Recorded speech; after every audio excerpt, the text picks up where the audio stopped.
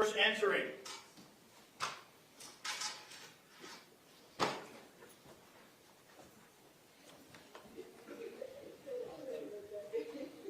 Ladies and gentlemen, welcome back. Come on in.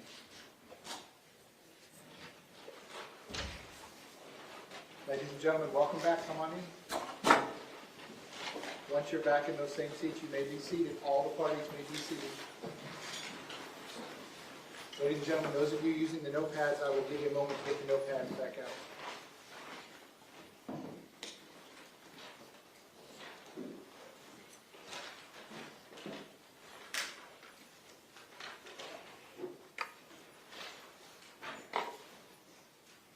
All right, ladies and gentlemen, I hope you had a nice evening yesterday evening, and I hope you enjoyed the time back at your normal lives this morning. When we pressed pause on the trial yesterday, we were in the middle of the defense presentation. We're going to resume at that point. Mr. Igosh, when you are ready, you may call your next witness. Thank you, Your Honor. The defense calls Ruby Harris. Ruby Harris.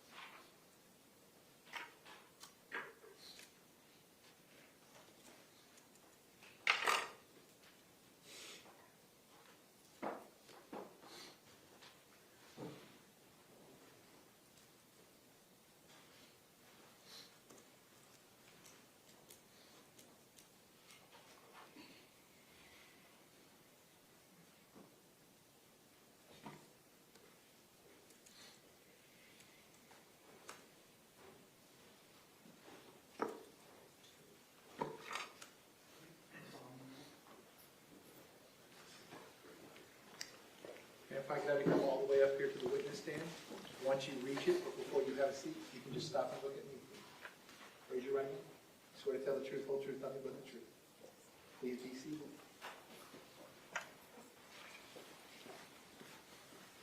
And once you are seated, if I can get you to scoot that chair all the way forward as far as it will go, can you please state your full name and spell your full name? Ruby Harris, Rubyharris. Mr. Igosh, you may inquire. Thank you so much. You want me to call you Ruby or Miss Harris? Ruby's good. Okay, Ruby. Good afternoon, Ruby. Hello. Have you ever testified in court before? No. How are you feeling right now? I'm kind of nervous. Okay, I'll get you through it as quickly as possible. You're in college right now? Yeah, I'm at Broward College. And what are you studying to become? An elementary school teacher. And were you a student back on February 14, 2018? Yes. And what school did you go to? Marjory Stoneman Douglas High School. And what year were you in? I was in my sophomore year. Okay.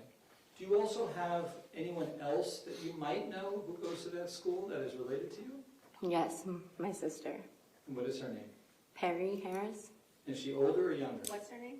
Perry Harris. Thank you. She's my younger sister. Okay. Younger by how many years?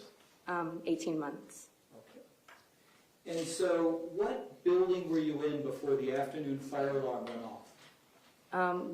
I was in the 700 building.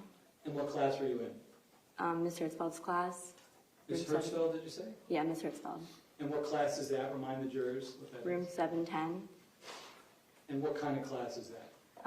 It was our theater class. Okay. Let me show you a diagram and see if you can identify. Actually, let me start with the photograph. I'm going to show you what's been marked as Defense Exhibit E. And if you could take a look at this and tell the jurors if you see kind of the area where your classroom would be. Yeah, Okay, if you could point to it. it's right behind the pole right here into the door. Okay. Can you just put your finger on it for a second? Okay, so just closest to you on the other side of that pole, correct? Mm-hmm. Is that a yes? Yes. Okay. And that's on the first floor, correct? Yes. Is your sister also in that class with you? Yes. And what were you doing right before the fire alarm went off? The class was rehearsing for the upcoming musical, and I wasn't in it, so I was sitting on the side doing classwork and just watching. Okay. Did anything unusual happen? The fire alarm went off for the second time. Meaning it had gone off before? Yes, And when did it go off before? during second period.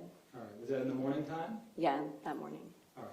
Let's talk about the one that happened in the afternoon, right? Was this right before you guys were going to be let out for the day? Yes. All right. Tell the jurors what happened. You hear the loud noise, right? Yeah, we heard the fire alarm go off, and then when we left the classroom, I walked outside and I heard just 3 like really loud bangs, and then my entire class like ran back inside, and I followed my class, and we all just ran back in. And Okay. Let me just slow that down for one moment. Let me show you the photo again. Describe for the jurors, do you have a set path that you're supposed to take when you have a fire drill? yes, we do. Okay. Show them where you were supposed to go had you made it all the way. So if your classroom is here, if you can track with your finger where you're supposed to walk. We were supposed to go like all the way like towards like the senior lot, like right down there. I'm not sure like what path we were supposed to take, like which Okay. way, but like our location was like back there by the. Do you know whether that's east or west? I'm It's not hard, sure. I know. Let me just say this. Is that in the opposite direction of the football field? Yes. Okay. So you're walking towards that area, and then do you know about how far you got before you heard shots? Like probably like over there, like in the middle. Okay. So it's somewhere in the grass area? Yeah.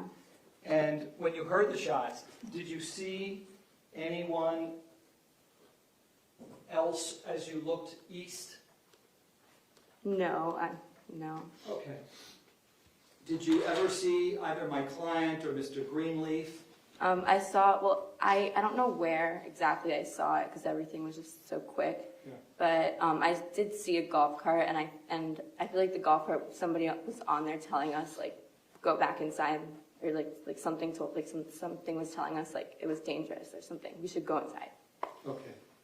By the way, what I'm asking from you, did you ever have a chance to speak with any law enforcement officer in the past and give them this information? Yes, somebody came to my house. Okay. And do you remember offhand who that was? I do not. Okay. If I showed you your statement, would that refresh your recollection as to who it was who interviewed you? Yes, I would.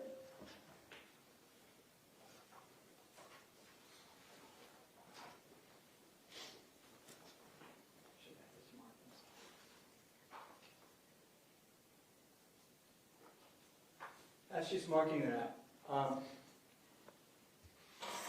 do you remember also when this was? How long after the February 14, 2018 shooting was it that someone came to your house to interview you? I don't remember how long. Okay.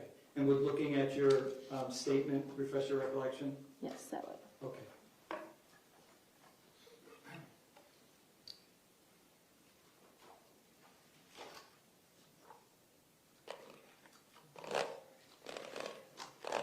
I'm going to show you what's been marked as Defense Exhibit M, which the state has.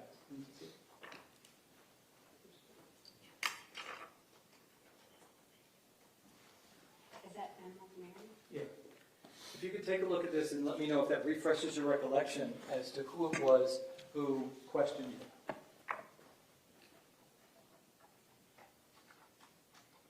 Yes, Inspector Keith Riddick. Keith Riddick? Yes. And do you remember what day he came out to interview you? I don't remember, but on here it says it was on September 6th of 2018. September 2018. All right, thank you.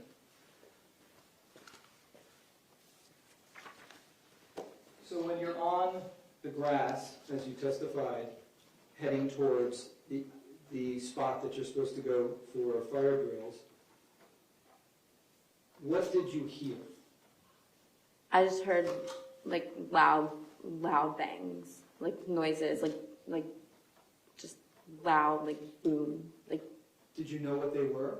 No, I did not. About how many did you hear? I remember hearing 3. Okay. And as a result, what did you do when you heard those noises?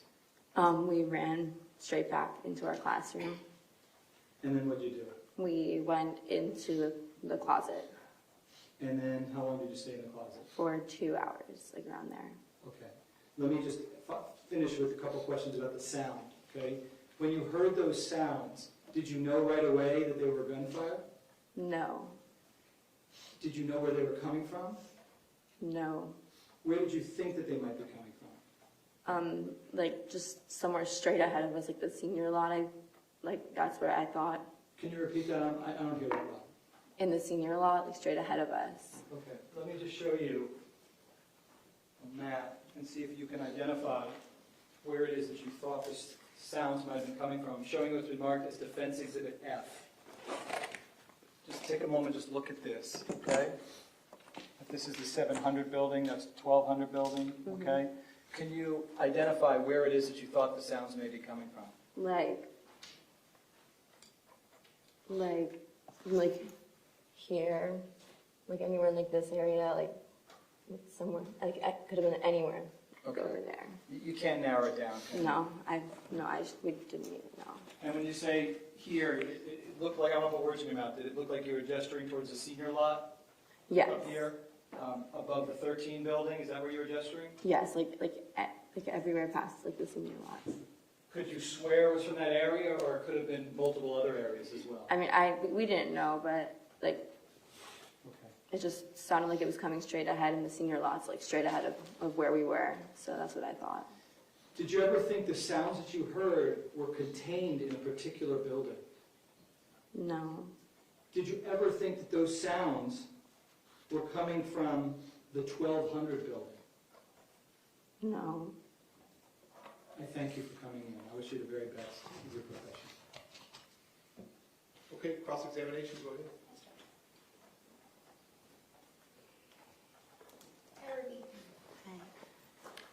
So how old were you when this happened? I was 16.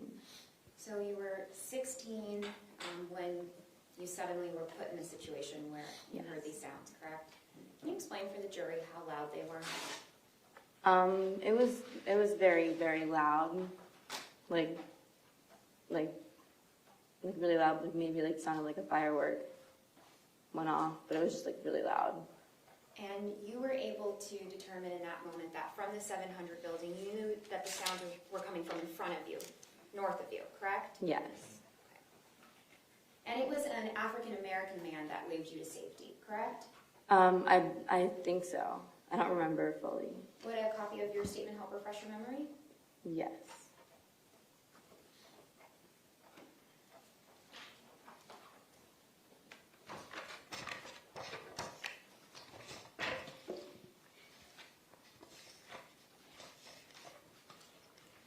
So the point of the exercise, the lawyer's going to show you something, just read it to yourself to see if that refreshes your memory. Take as much time as you need. When you're done looking at it, you can look up, and I'm sure the lawyers will have more questions for you.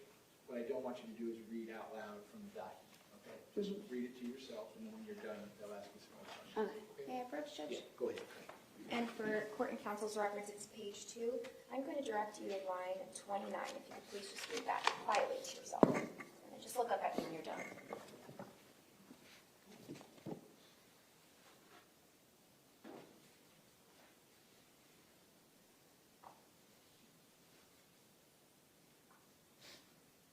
The line numbers are on the left.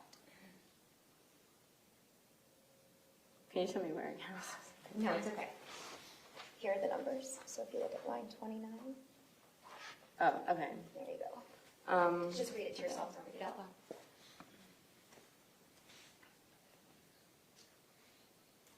Oh, so I don't know who it was, but I just thought I saw somebody, like I thought I saw an African American man on a golf cart. That's what I thought I saw, but I don't know where. I just remember seeing that. Do you remember while you were at school ever meeting a man by the name of Mr. Greenleaf? Like during assemblies, yeah. Okay. The person that waved you to safety was not the man sitting at that table, correct? I don't know. I don't think. Now, the sounds, you said they were coming from the senior lot. Is the senior lot parallel to the 1200 building? Yes. Okay. And you've explained in the past that after you heard those first 3 loud bangs that you then retreated into a closet, correct? Yes, we did. And you stayed inside that closet, inside the classroom, inside the 700 building for the remainder of that time period. Yes. Now, during active shooters, students have their role that they're assigned during Code Red, right? They're supposed to get down, hide, lock the classroom doors, correct? Yes. And teachers have their roles, correct? Yes. And you'd agree that the point of that is that you're to stay put until the police arrive, correct? Yes. And nothing else. Based on that, any reading? This one, yeah. Go ahead. The prosecutor asked you if the lot, the senior lot that you were referring to, runs parallel to the 1200 building, right? Does it also run parallel to the 13 building? You were pointing up here, correct? Yes. All right. And is that north of the 1300 building? Yes. This senior parking lot, how would you describe it? Would it be a small No, lot? it's very, very, very big. It's pretty big. And does it also extend all the way around and in front of building 800? Yeah. Okay. And the area that you were indicating earlier was to the north or up on top of the 1300 building, correct? Yes, just And- everywhere like straight ahead of where we were. Like could have been anywhere north of us. Okay. Thank you. Nothing further. Based on that, any recross? No, Judge. Mr. Eyebush, is the witness excused? Yes. All right, you may step down. Thank you very much. While she is doing that, defense, you may call your next witness. The defense next calls Perry Harris. Perry Harris.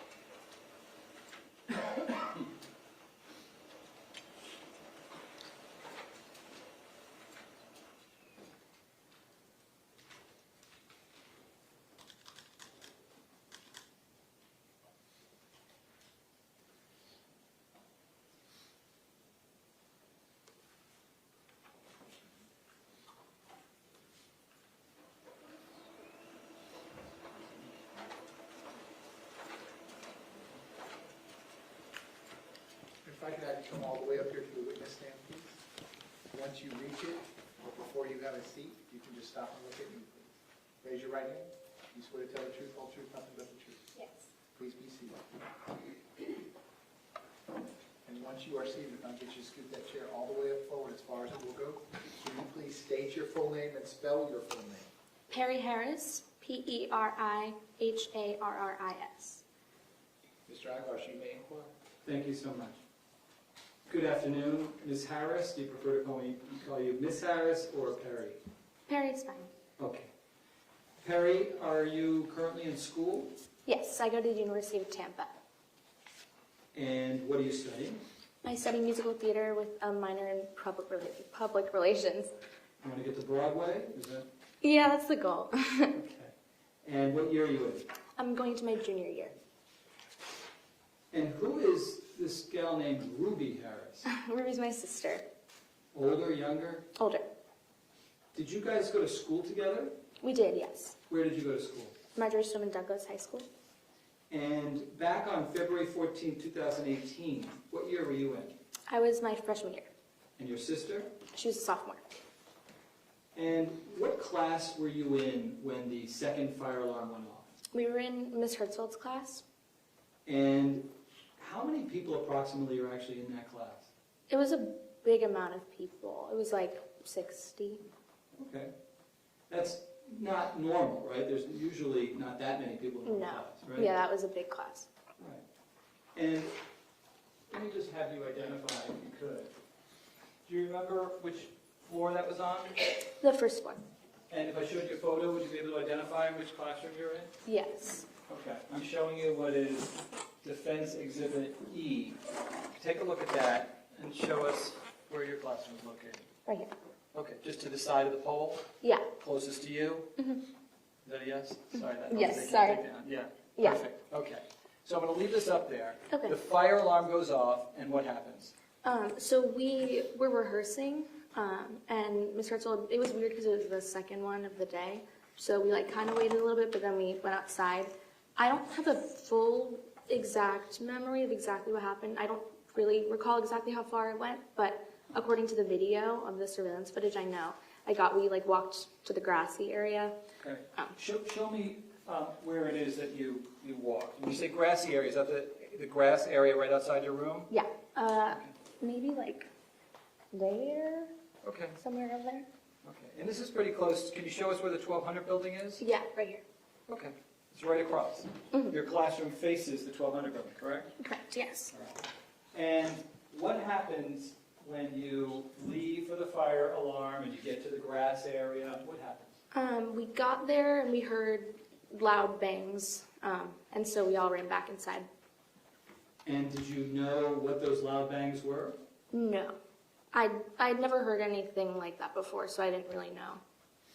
And we'll discuss in a moment what you thought and where you thought they were coming from. But what do you do as a result of hearing those loud bangs? We ran the other way, back inside. And then what did you do when you were in your classroom? We ran into, some of us, well, I was in like the back closet, and then the other people were in the office. It was like only, I don't know, like 10 people in the small closet, and then the rest of everyone else was in the office room inside the class. And then Hertzfeld brought everybody into the closet. Okay. What you're telling us here today, have you ever sat down with a law enforcement officer to give testimony, sworn testimony? Yes. And do you remember where that occurred? It was in my house. All right. And was your sister present? She did it as well. She was in the house, yeah. Okay. And do you remember offhand the name of the law enforcement officer who interviewed you? I know it was Keith, but I don't know his last name. Okay. If I showed you your statement, would that refresh your recollection as to the last name of that Yes. person?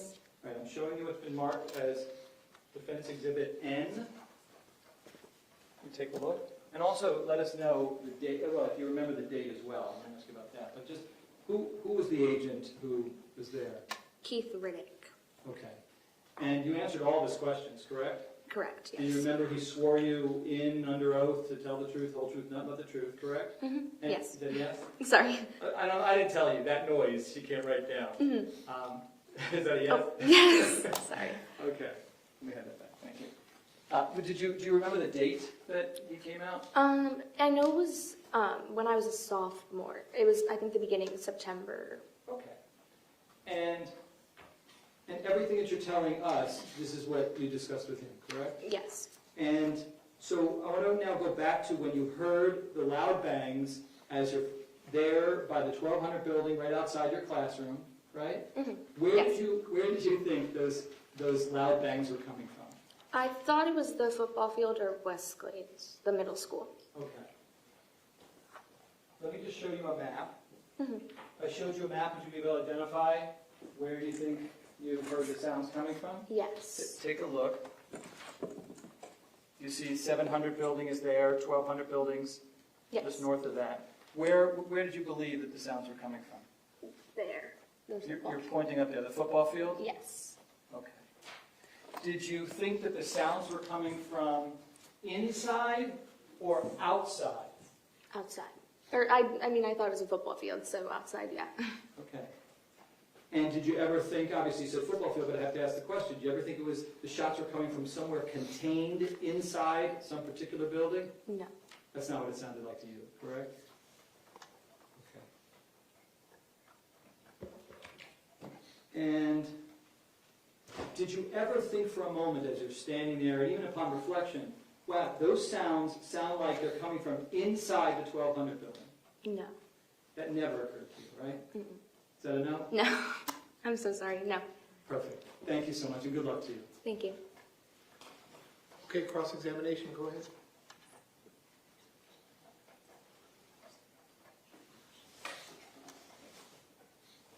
Hi, good afternoon. Hi.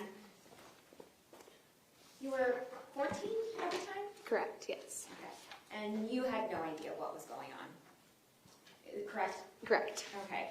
And you just know that you heard multiple loud bangs and then you ran to safety. Yes.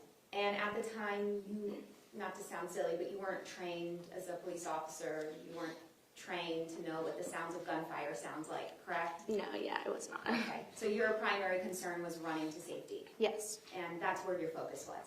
Yeah.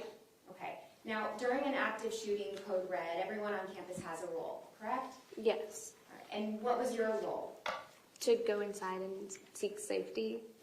And were you all instructed and taught that once you're inside and safe that you're supposed to wait for a police officer, correct? Yes. And it's a police officer's job to come and make sure that you're okay. Yes. Did you ever see Scot Peterson that day? No. All right, thank you. Anything else? Based on that, any redirect? No, Your Honor, no questions. Is the witness excused? Yes, sir. You may step down. Thank you very much. While she's doing that defense, you may call your next witness. The defense next calls Deputy Brian Goolsby. Deputy Brian Goolsby.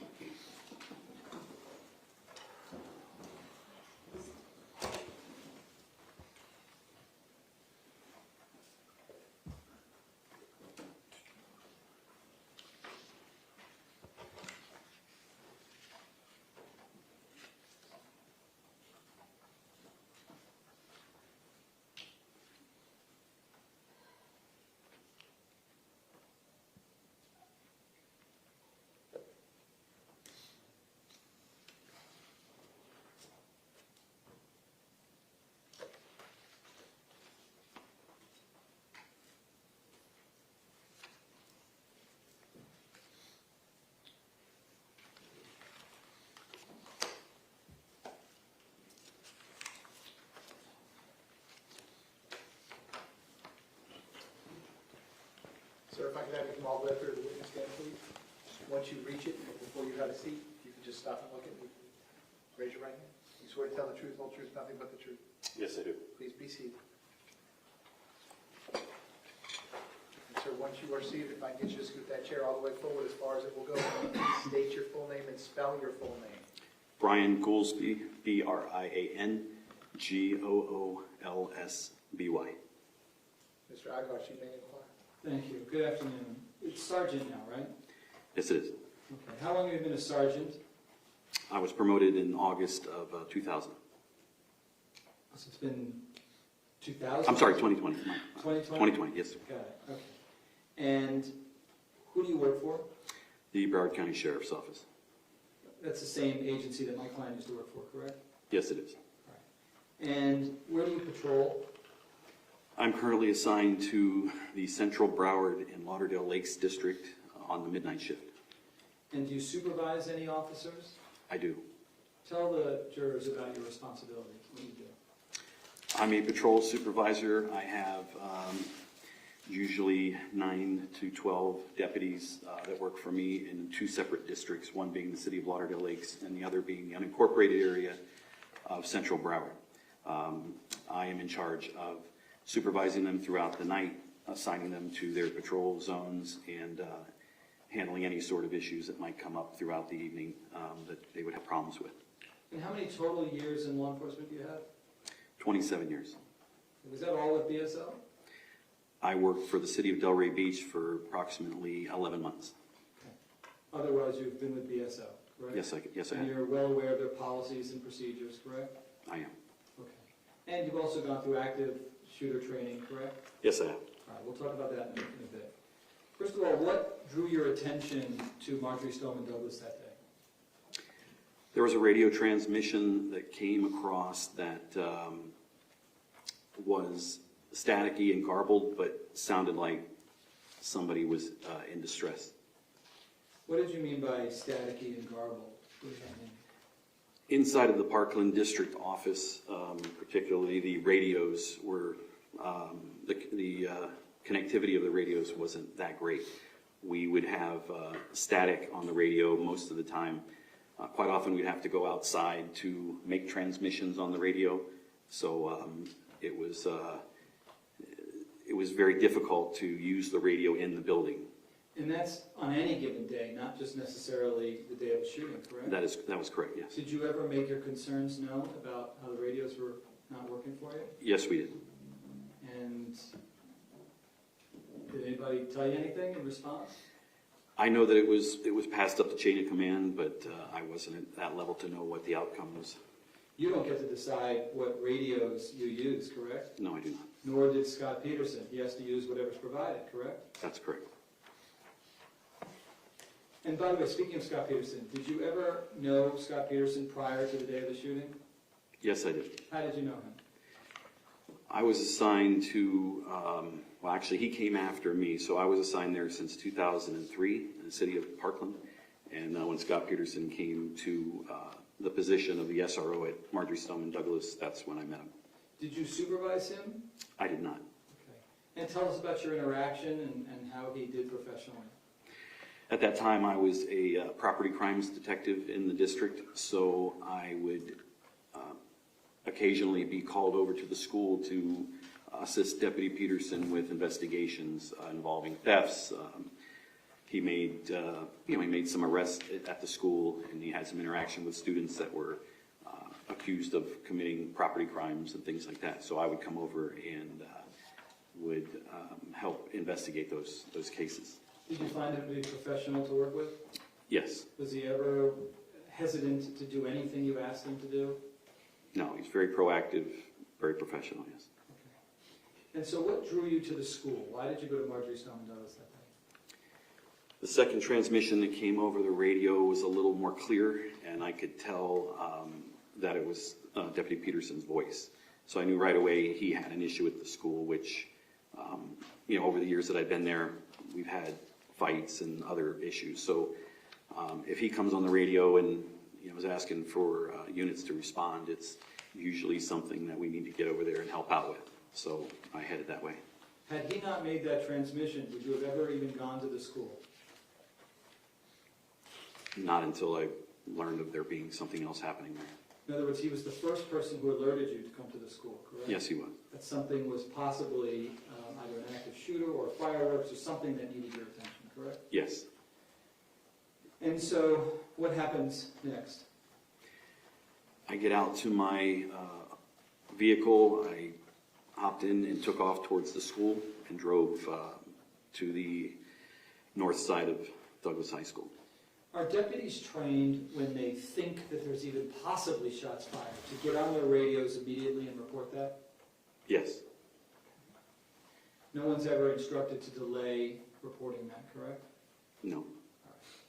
And so what happens when you get to the school? How long did it take you first to get there? Maybe a minute and a half or so to get to the school. Once I got there, I exited, put on my vest, grabbed my rifle, and I ran towards the west student parking lot gate to try to enter into the school. And why do you wear a vest, bulletproof vest? Stops bullets. It's ballistic protection. It keeps, we hope that it'll stop rounds being fired at us. And what happened next? As I was running west down the sidewalk, I heard a series of gunshots, or what I believe were gunshots. And how many did you hear? I believe I heard 5. And where were you? If I showed you a map, are you able to tell us kind of where you were? Yes. All right. I'm going to show you what's been marked as Defense Exhibit F. If you could just take a look at that and kind of point to where it was that you arrived, where you arrived.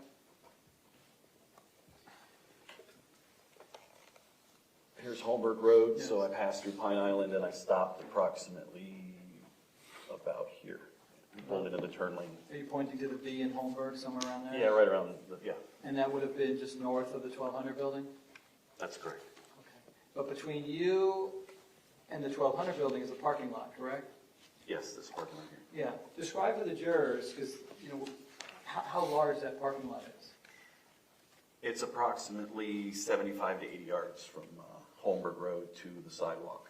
Okay, so 3/4 of the football field at least. Yes.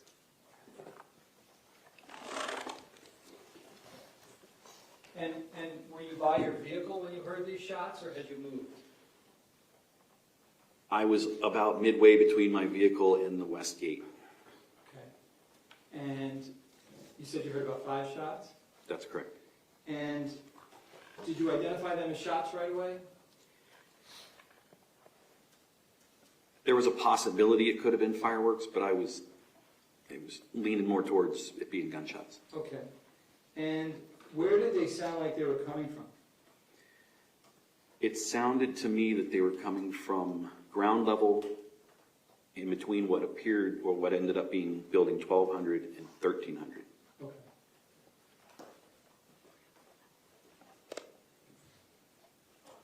You can just identify where you thought that they might have been.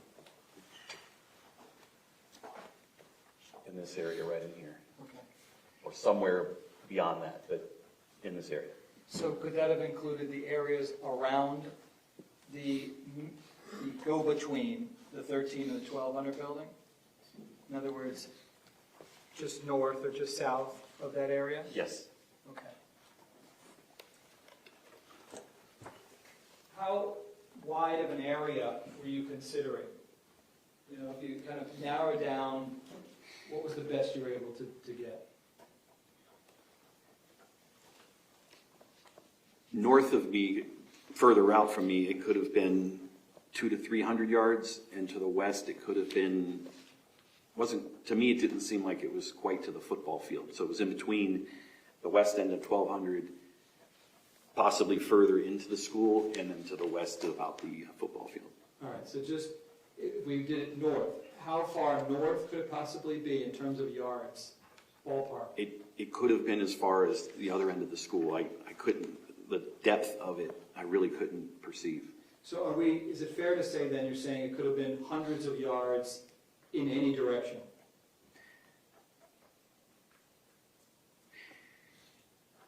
It seemed to be due north of me, Right. I'm sorry, due south of me, Right. but not so wide east and west. Got it. And so what do you do when you hear the sounds? I'm sorry, what did I do or what? What did you do after you heard the sounds? So once we heard, or I heard those shots, myself and Deputy Perry had made it to the west gate, which I was sure was going to be open at that time of the day, because it usually is. So the gate was locked, so when we got there, there were no more shots. So I took a position there and started scanning to try to find out if I could see where maybe the shooter was, or any other stimulus that might lead me to believe where they might be. Were you also monitoring your BSO radio? I was. Now, up to that point, had you learned from BSO, dispatch, or any officers precisely where the shooter or shooters were located? No. Had you known how many shooters or how many shooters might have been on campus? No. In your mind, are you thinking that there's just one? It's never a good idea to assume there's only one, so we always assume there could be more. Are you trained to believe that there could be multiple shooters unless you know otherwise? Yes. And that was in your mindset as you're hearing this, correct? Yes, it was. Did you think, well, the shots are contained, or you thought could be in this area, and so that means that's the only place the shots would be coming from? Well, there was the possibility that they could be coming from other places, or there could be another shooter somewhere else. And that was something that was on your mind in real time, correct? Yes, it was. Objections to leading on. Well, it is leading, yeah. The What is- position's overruled, but Mr. Agash, this is all direct examination, Got so you have to ask direct examination. Okay. Go ahead, sir. Was that something on your mind? at the Yes. time? Okay. And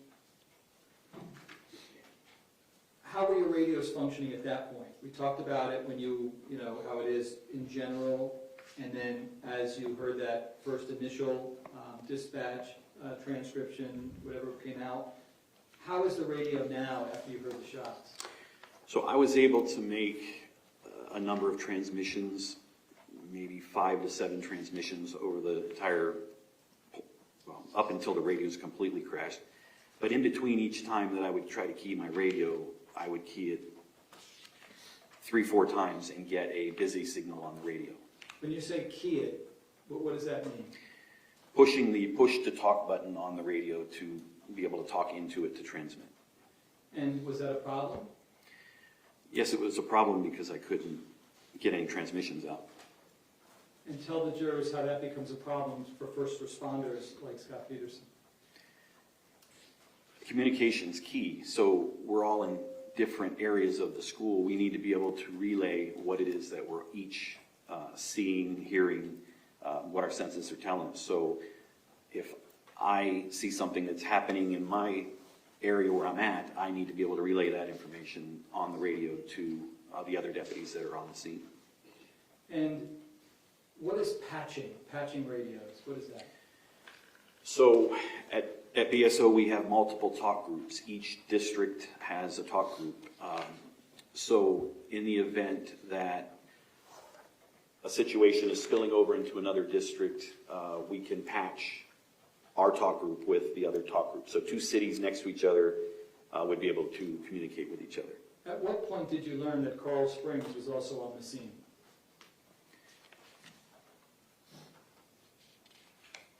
When I reached up, I made my way up to building 13, I saw the Coral Springs officers running up behind me. Did you believe that BSO's radios were patched with Coral Springs radios? No, I do not, or I did not. Did you know at the time whether the 911 calls made from cellular phones were going to Coral Springs or going to BSO? I wasn't aware of any 911 calls. And so what happens? You mentioned you met up with Deputy Perry, That's correct. and what happens next? So the two of us, we kind of scanned for a minute to see what we could, ascertain from looking into the school. There was two students that were coming across the parking lot to the northeast. They had their hands in the air and they were yelling active shooter. So we tried to engage them with, where's the shooter? What's he wearing? Where did you see him last? And they just kept running. So you didn't get any real-time intelligence? Did not. And by the way, I didn't ask you, but when you heard the shots, like you did, how close were you to the 1200 building, approximately? I was still on the sidewalk, so it's about 80 yards. Okay. And what do you and Deputy Perry do after you attempt to get real-time intelligence from students who did not provide anything to you? Well, there was another student that appeared to be injured on his leg, and he was being helped by an adult that turned out to be a Coral Springs off-duty officer. They were making their way to the west.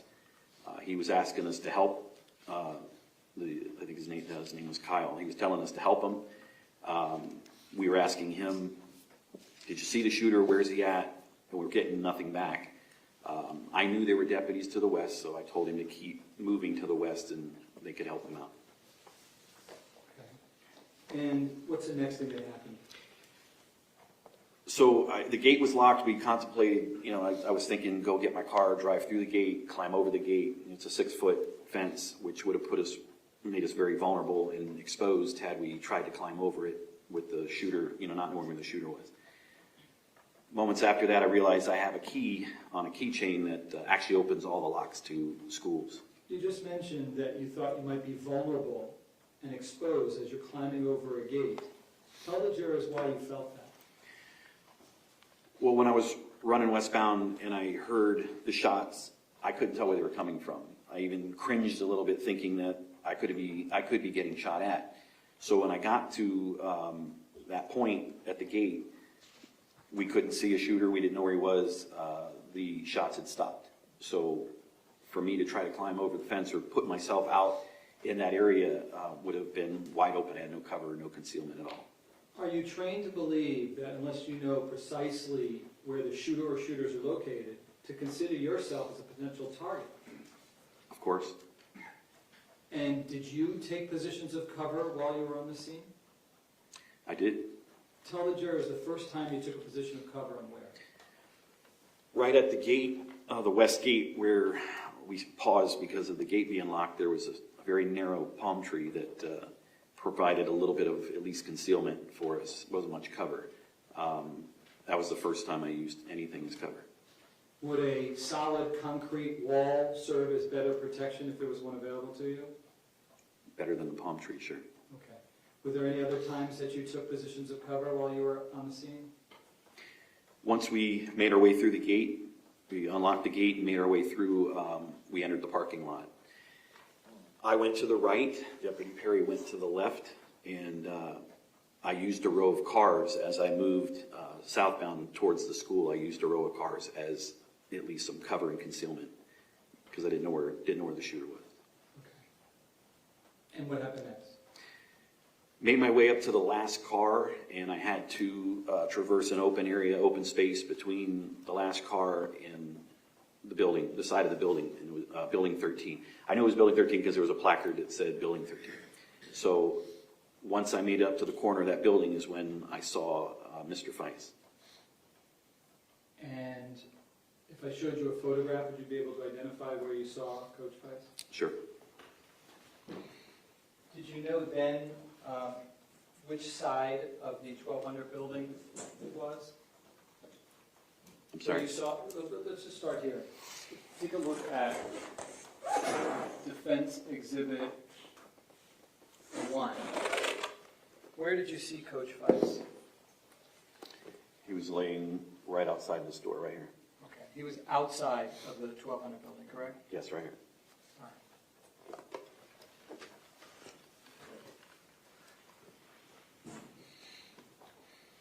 When you see Aaron Feist on the ground, did you go rushing inside the 1200 building? No, I did not. What happened next? I announced on the radio, I was able to get through on the radio and said that there was a student down outside the building. I knew it was him, but I didn't want to put his name over the radio.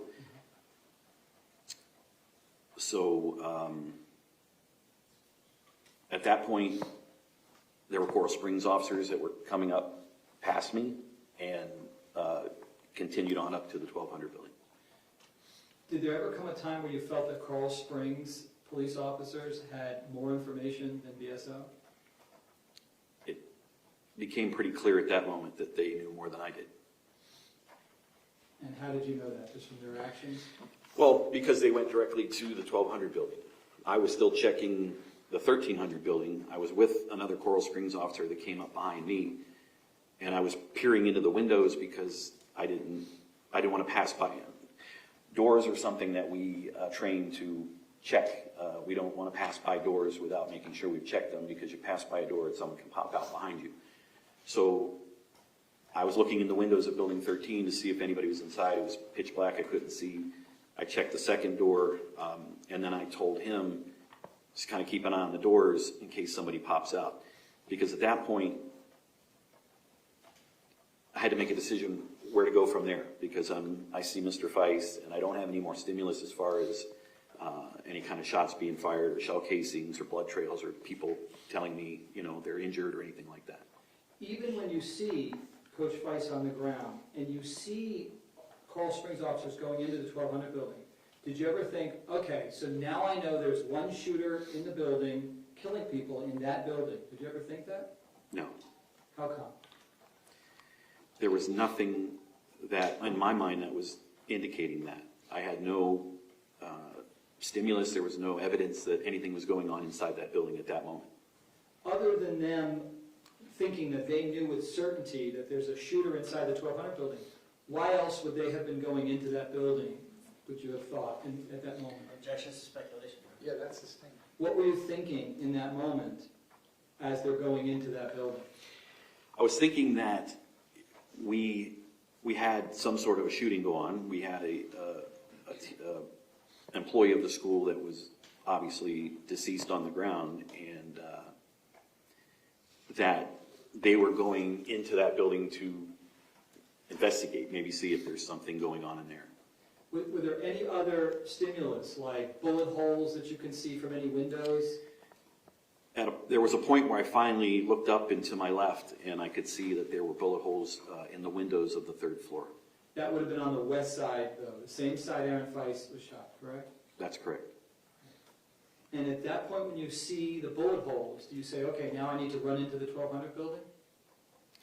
No, I couldn't tell if they were going into the window or coming out of the window. So I did mention to the Coral Springs officer, hey, we got to keep an eye on that window. I made sure I had some sort of cover between me and those windows. My thought process at that point was that the shooter could have advanced into the school to the south or to the west. Did you also possibly think that there could be a shooter or shooters on any of the neighboring roofs? That was a possibility. In front of me was a balcony. I don't know if it's a 700 or 800 building. It was a 2-story building with a balcony that I was concerned about, that if there was a shooter up there. There were bushes in front of me across about 30 to 40 yards away from me that would have given the shooter concealment. So I was very concerned at that point that the shooter was on foot somewhere in the school and was potentially going to be a threat. So as officers were coming in behind me and going to building 1200 and moving up to where I was, I took the job of securing that area. Pointed my rifle down, scanning, making sure that nobody popped out. And when you did that, after seeing Aaron Feist on the ground and seeing the officers go in, you're doing that from a position of cover, aren't you? Yes. How come? There was a lot of area in front of me that a shooter could have been hiding. So I couldn't see all of that area at the same time. So by having some cover, if he did start shooting, at least I would have somewhere to use as cover concealment and to return fire at him. And while you're in that position of cover, are you looking and scanning all around? That was my job at that moment, was to protect anybody that was coming up behind me and to hold that position in the event that the shooting either started coming our way, or if there was more shooting in the school, that we could advance towards it. And aren't you trained to continue to scan and look if you're not sure where the shooter or shooters are located? Yes. And did there come a time where you tried to convey over your BSO radio that Aaron Feist was down on the ground? I'm sorry, can you say that, repeat that? Did there come a time after you saw Aaron Feist, did you think that he was dead? Yes. Okay. Did you ever get on your BSO radio and announce that over the radio? No, I did not. Did you attempt to do so? I did not. Okay. So, okay. And what's the very next thing that happened? There were Coral Springs officers that came out of building 1200 with Mr. Hickson, and he was obviously had been shot. So while a BSO deputy, Volpe, and a Coral Springs officer, I don't know, they loaded him onto a golf cart and they took him over to Pine Island Road where fire rescue was. Okay. Did you ever go into the 1200 building? So after a period of time, it started occurring to me that this guy is no longer, the shooter's no longer here, that he'd left. How did you know that? Just a hunch. There was no more shots being fired. There was no other stimulus to believe that he was there. But BSO radio, did you ever hear anything over the radio saying, it's all clear, the shooter's gone, you're safe? No. That didn't come till, did you ever hear that? Well, eventually, when they watched the video, we found out that he'd fled the campus. But up to that point, you still don't know, correct? I didn't know for sure. I just believed he was possibly gone. And you're still monitoring your radio, correct? Yes, I am. Were there times that you heard my client talking over the radio and saying things? Back before I even made it to Building 13, Deputy Peterson had asked the question if, well, even further back than that, it was when we mentioned that we had the student shot. We did get that over the radio when the young man was shot in the foot. That the question to us from Deputy Peterson was, does he know where the shooter is? You heard my client ask that? Yes. And you knew that was his voice, correct? Yes. What did that mean to you as you're hearing him say that? It meant that we didn't know where the shooter was. Okay. And by we, did you think that Deputy No, Peterson... that Deputy Peterson didn't know where the shooter was either. Okay. And is there anything else you heard him say that you recall? There were several transmissions. I don't recall all of them. Okay. And I do want to ask you about how you were feeling through this all. How do you feel today? You're calm in this courtroom, correct? Yes. Is this how you felt during this shooting? No. Describe for the jurors how you felt during this horrific, abhorrent day. The first thing that I can recall was as soon as I got into my vehicle, I felt the tunnel vision kind of taken over. I could feel the adrenaline. My heart rate shot up. My breathing went faster. I drove as fast as I could down Holmberg Road. I actually blew through the red light at Pine Island. Thank God the other deputy coming from my right stopped because we would have crashed. But I made it through the light. When I got out of the car, my hands were shaking. And that's a common feeling that I get when my adrenaline's that high. So put on my vest, grabbed my rifle, ran down the sidewalk. Running down the sidewalk, my legs felt like they weighed 300 pounds. They just trying to run as fast as I can, and it just all the blood is leaving your legs and going to your core. That's what happens when you have an adrenaline rush like that. At some point, I remember trying to talk on the radio and dry mouth. Like I could hardly talk because that was the effects of the adrenaline.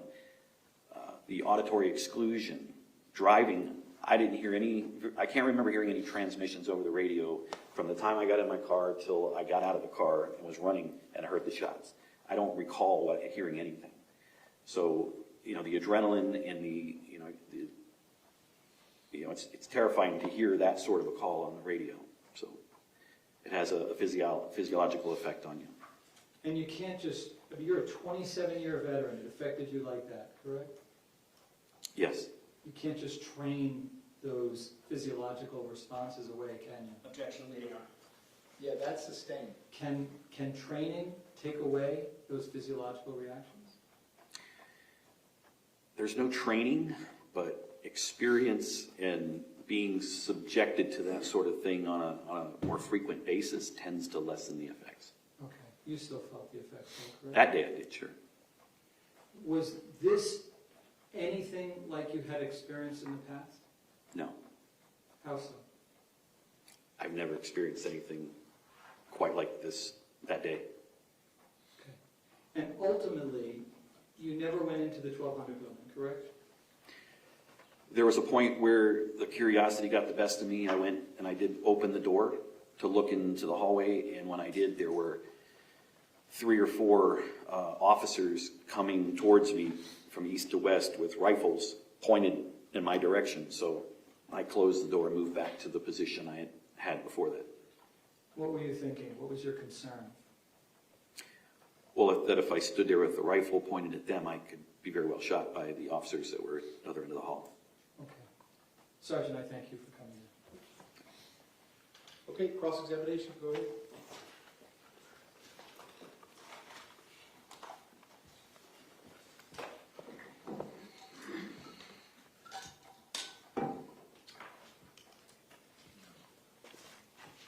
Sergeant, good afternoon. Good afternoon. So let's start from the beginning of the 14th, when you first realized something was going on. You heard over the radio Scot Peterson, correct? The second call, The yes. second call. And shots fired? Yes. Okay. His voice sounded unusual when he said that, correct? Yes. More frantic? Sure. Whatever word you would use. I don't need to put words in It's your mouth. very common in police work that's when you know something's happening. The voice, the octave goes up a little bit when there's something going on. Okay. And you get immediately in your car, drive over to MSD. It takes about a minute and a half. Is that Correct. I'm going to show you a map. John, I have to use ignition.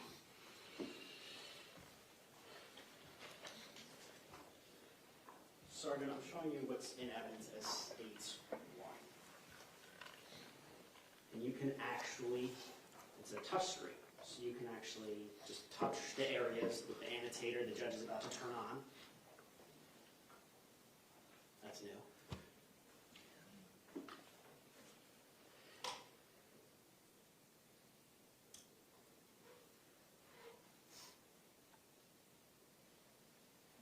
Your touchscreen. Want to hit the exit? It works. So start looking at this map. Do you recognize where this is? Yes, I do. Okay. And when you first arrived, where did you stop your car? You can mark it actually with your screen. About right there. It's actually on the other side of the street, but So on the north side of Holmberg, there's two different roadways that exit up to Holmberg from the campus, correct? correct. You stopped the east one or the west I stopped at the east one, one? Okay, or kind of just maybe a little bit to the west of it. okay. You got out of your car. Yes. That's when you heard shots fired? Once I made it onto the sidewalk, you want me to drive? Yeah, I'll just change colors to make it a little bit easier now. The sidewalk that's just to the top of my line Okay. is So- about where I was when I heard the shots. Because there's a fence line just south of that. Correct. Okay. I know it's a little bit messed up. Oh, let's do that. So I'm going to erase this. Is that more? This is tough. Hold on. Is that more accurate? Yes, in that area. In that area. That's where you heard the shots. Yes. So from that to the 1200 building, you would estimate to be about 80 yards? Yes. Oh. If it's another thing, please tell me. No, it's approximately 80 yards. Okay. Using the annotator, where did you think the shots were coming from when you first heard them? Probably in that area there. So between the 1200 and the 1300? Yes. Okay. Now, when you heard those shots, what was your immediate reaction? It was to announce over the radio that we have shots fired, because at that point we were still contemplating them being fireworks. So I made that transmission. You knew right away as soon as you heard that those were shots fired? Right. Did you try? I'm sorry, please continue. At that point, I was just getting to where the gate was that I thought would be open. And can you just put an X where that gate is? Right there. Now, you thought that gate would be open, it was not open. Correct. And you were with Deputy Perry, correct? That's correct. Okay, so both of you were trying to figure out a way to get it. Yes. When you're standing there, do you hear any additional shots? No. Okay. You are trying to proceed towards the sound of shots, though, correct? At that point, yes. Okay. Ultimately, you have the key, you open up the gate. When you open up the gate, do you run towards where the sound of gunshots came from? Where you thought they came from? Indirectly, What do you mean by that? I went to the west of the first row of cars and made my way along the cars. Can you just highlight, I changed the color to purple, can you just highlight approximate the route that you took? And then where did you ultimately end up? I ended up, well, stopped there to, again, try to transmit on the radio. You're heading towards that circle, though, where you think the shots are fired, correct? Yes. So you're, based upon your training, you're moving forward, you're taking proactive action to figure out where these shots are coming from. Yes. You transmit over the radio, something, shots fired. When I was out of the street, yes. Okay.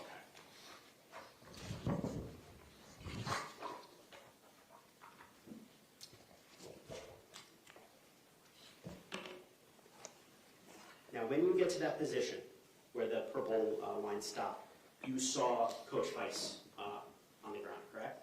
Yes. Now, you transmitted over the radio over dispatch that a student was down, correct? Yes. You knew it was Coach Weiss, but you were just trying to protect his identity, correct? Yes, I was. Okay. And that transmission was received by dispatch. It was. You received responses in regards to what you had just said, correct? I believe the dispatcher repeated what I said, yes.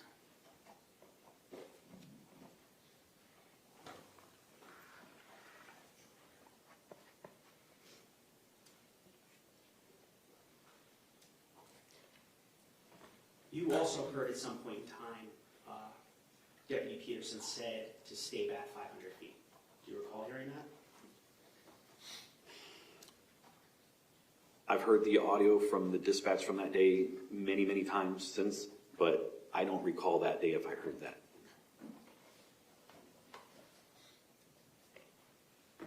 You don't recall, but regardless, you ran. You didn't stay 500 feet back, correct? You ran towards the action, correct? Yes, I did.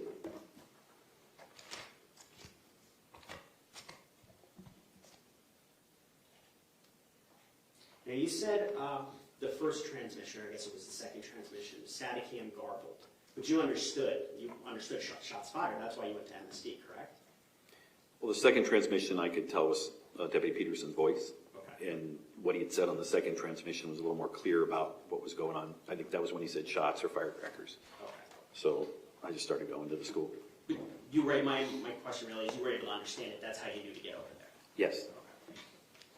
And you also, on direct examination, stated that you go outside sometimes to make transmission because the radios work better outside. That's correct. And that's a known thing in Parkland with BSO, that if there's an issue with the radio, you can go outside and it'll work better. Yes. Now, you said that you heard 5 shots, correct? That's correct. Not 2 or 3? Fairly certain it was 5. And you were about 80 yards north of the 1200 when you heard those shots, right? Approximately? Yes. Now, the defense, I'm going to take this off. The defense asked the possibility of 100 yards west, 100 yards east, different areas. You knew pretty certain, at least the general proximity, the circled area that I just erased, but the circled area between the 12 and 1300, right? From my perspective, being on the sidewalk, that was the direction that I believe the shots were coming So from. your perspective from 80 yards away was Unobstructed, nothing in between me and what ultimately ended up being the area he was shooting from. There was nothing to obstruct the sound. Okay. So yes.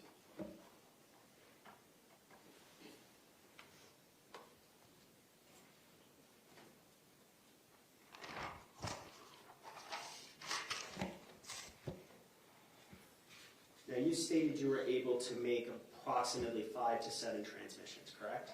Yes, That you would key it up 3 or 4 times wouldn't work, but maybe on the 5th time it would work. correct.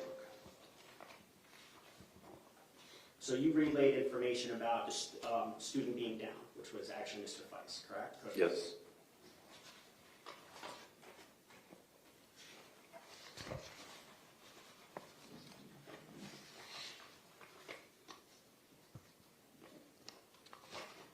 You relayed information that definitely have shots fired. Yes. Information that we need to get in there to find this guy. Something to that effect. Yes. And all those transmissions worked over the radio, correct? When it worked, yes. Now, when you were with Deputy Perry and students were yelling active shooter, approximately, if you could mark on the map, where were you? I was at the gate. Now, when the students were yelling active shooter, you proactively were asking them questions to try to gather more intelligence, right? Yes. And what's the purpose of that? To gain more intelligence, find out where the shooter might be. So you proactively saw students and yelled at them, trying to find information. Yes. And when you saw the student who was shot, once again, another student, you asked questions to try to gather intelligence from him as well. Yes, it did. And you stated under direct examination that you thought you either were or could be shot at, correct? Yes. That's why you didn't scale the fence. Right. Even though you thought that, you still went towards the sounds of where you thought the shots were coming from, though, right? Yes, I did. Is that because you're a police officer and that's your job? Well, I had a patrol rifle and I had some cover and concealment, and I was confident that I could have made my way up to at least the side of the building. To try to find the shooter, Yes, to investigate where the shots are coming from. yes, Now, you stated on direct that when you got up to the last car, you had to traverse an open space to building 13, and you made it to that corner. And that's where you saw Coach Weiss, right? that's correct. So even though possibly you heard shots, you still ran through the open to get closer, to gather intelligence, possibly stop the shooter. Yes, Now, when you got to the corner, no more stimulus, right? other than Mr. Feist being on the ground. Saw Mr. Weiss. No more shots fired. You didn't hear anything. No, At that point, you didn't see the bullet holes in the third floor teacher's lounge area. I hadn't seen those yet. So at that point in time, you're scanning. You're looking for more intelligence to try to figure out what to do next. Yes, You even peered into the windows of 1300, correct? I did. Because looking into windows, maybe you would gather some intelligence that could be useful. That's correct. You checked the doors to see if they were locked. I did. Proactively trying to investigate this, trying to figure out where the shooter is. Yes,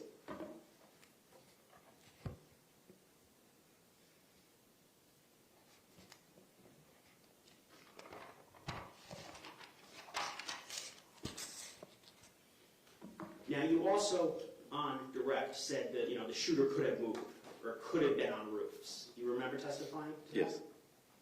Is the whole purpose of going towards the sound of the shots, investigating the sounds where it's coming from, to try to find the shooter, to alleviate those concerns of other responding officers, to stop the bleeding, to stop the shooter?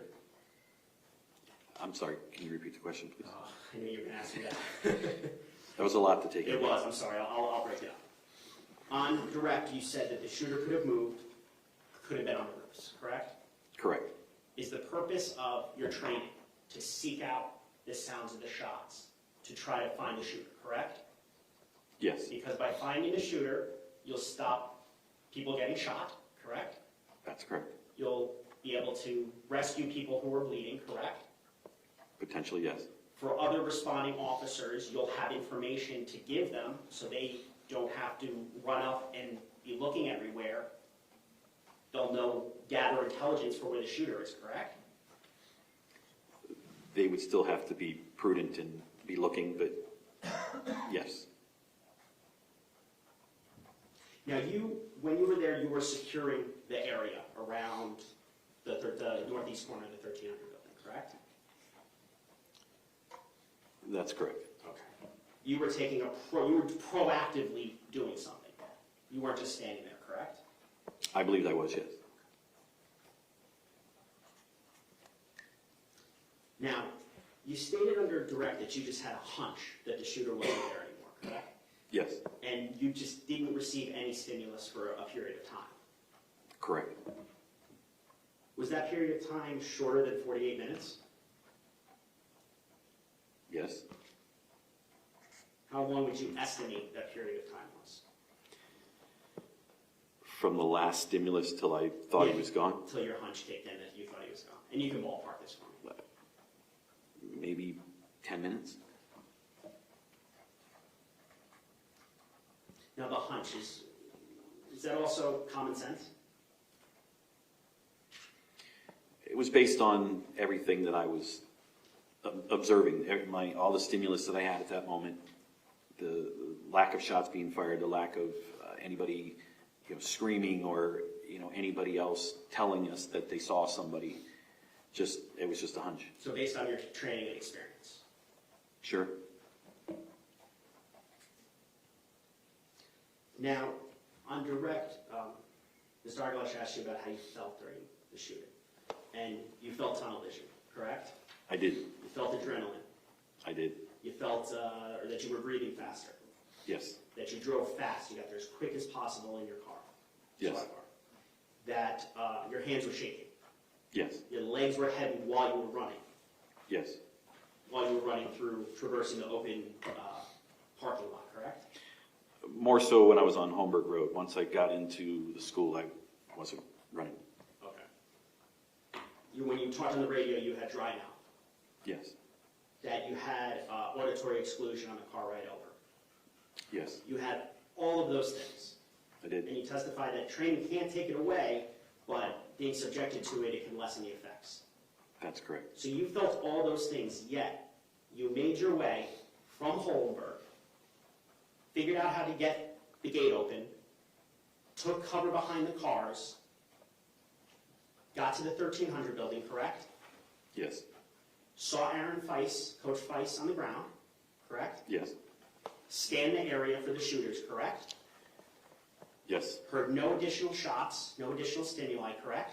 Correct. Saw the bullet holes in the 1300 building, correct? Yes.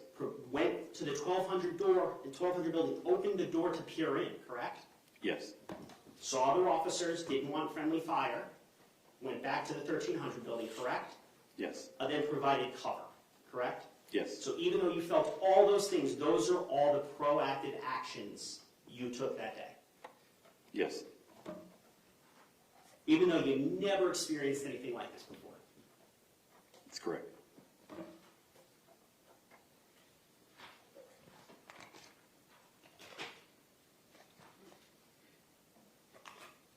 Now the shots, when you heard them, they were loud, right? I mean, you were 3/4 of the football field away, yet you heard 5 shots, right?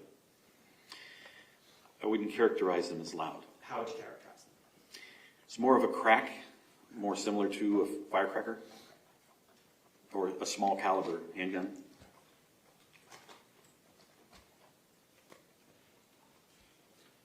Now, Deputy Peterson's transmissions, you testified that you heard some of them. Did you hear when he multiple times said 1200 building? If you recall. I never recalled hearing the 1200 building. I heard many other building numbers, but not that one. So you don't recall when he said inside the 1200 building? I'm gonna object. What's the objection? It's a misstatement, by or inside. You keep saying inside. Well, that's why what the lawyers say is not evidence. Ladies and gentlemen, I'll repeat to you, what the lawyers say is not evidence. What the questions the lawyers pose the witnesses is not evidence. The evidence is from the witness stand and the exhibits. You all will decide what was said. The objection is overruled. Go ahead, sir, ask your next question. Did you recall that? The inside, hearing over inside the 1200 building. I don't recall hearing that, no.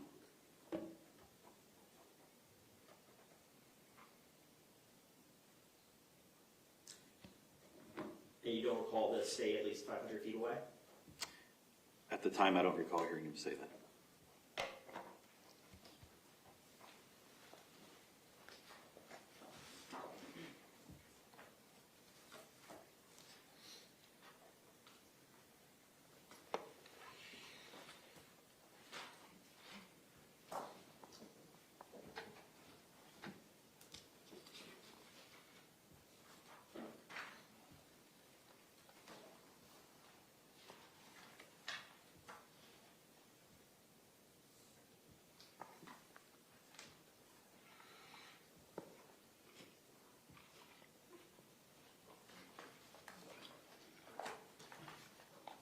Let me ask it this way, Sergeant. Regardless of what you heard over the radio, instructions, whether to stay back, secure the intersection, you were going towards the sound of those shots based on your training, correct? Based on the stimulus that I had at that moment and the position I was in, I felt comfortable enough to move forward. Move forward towards where you Towards, yes.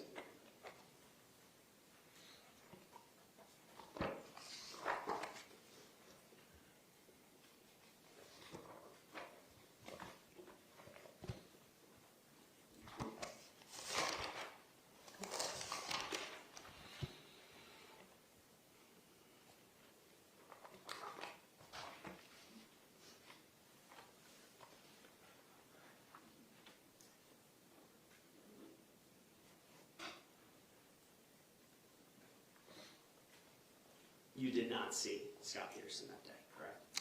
I did not.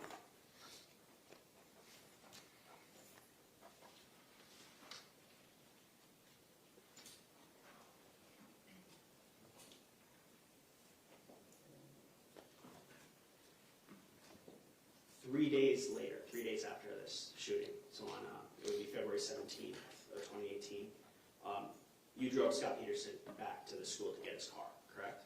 I did.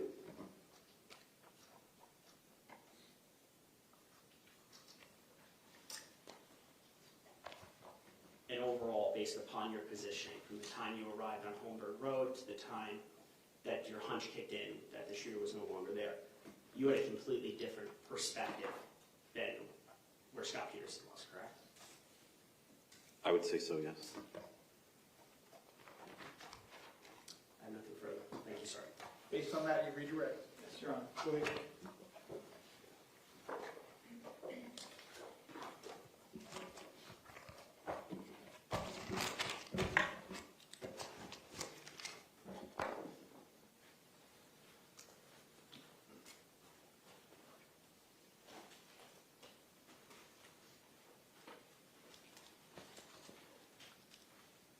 Sergeant, the prosecutor asked you about your training prior to this active shooting, correct? Yes, And you were trained to move towards the gunfire, correct? that's one of the stimulus that we would use to move towards where the person or the shooter is, yes. Was there ever a training prior to this shooting where you were given a scenario where you do not know from where the shots are coming, outside of the building? No, Tell the jurors what the training consists of. And again, I'm referring to prior to 2018 when the shooting occurred. Tell the jurors what training did exist regarding active shooting. our active shooter training typically is indoors. We, one in particular was maybe the distance of this room. The shooter was in a room, say at the end of this room, and we started at this point here. They would fire shots, and we would move towards that shooter. Other times we were in a school, and again indoors, the shooter was at the end of a hallway and was shooting at us. We would try to advance on them and make our way to the shooter. Another training was inside of the mall in Pompano, where we were downstairs, had to go up, and the shots would be fired upstairs. We'd go up an escalator, and the room would be right at the top of the escalator. That's just an example of some of the trainings. Is it fair to say that the common thread is that you all knew that the shooter would be confined within a small area? Yes. Was there ever a training where you didn't know which building a shooter or shooters might be located? Not one that I've been to. Was there ever a scenario where you have radios that are completely useless? No. Was there ever a scenario that you guys prepared for where a potential shooter or shooters could cover several hundred yards in either direction? No.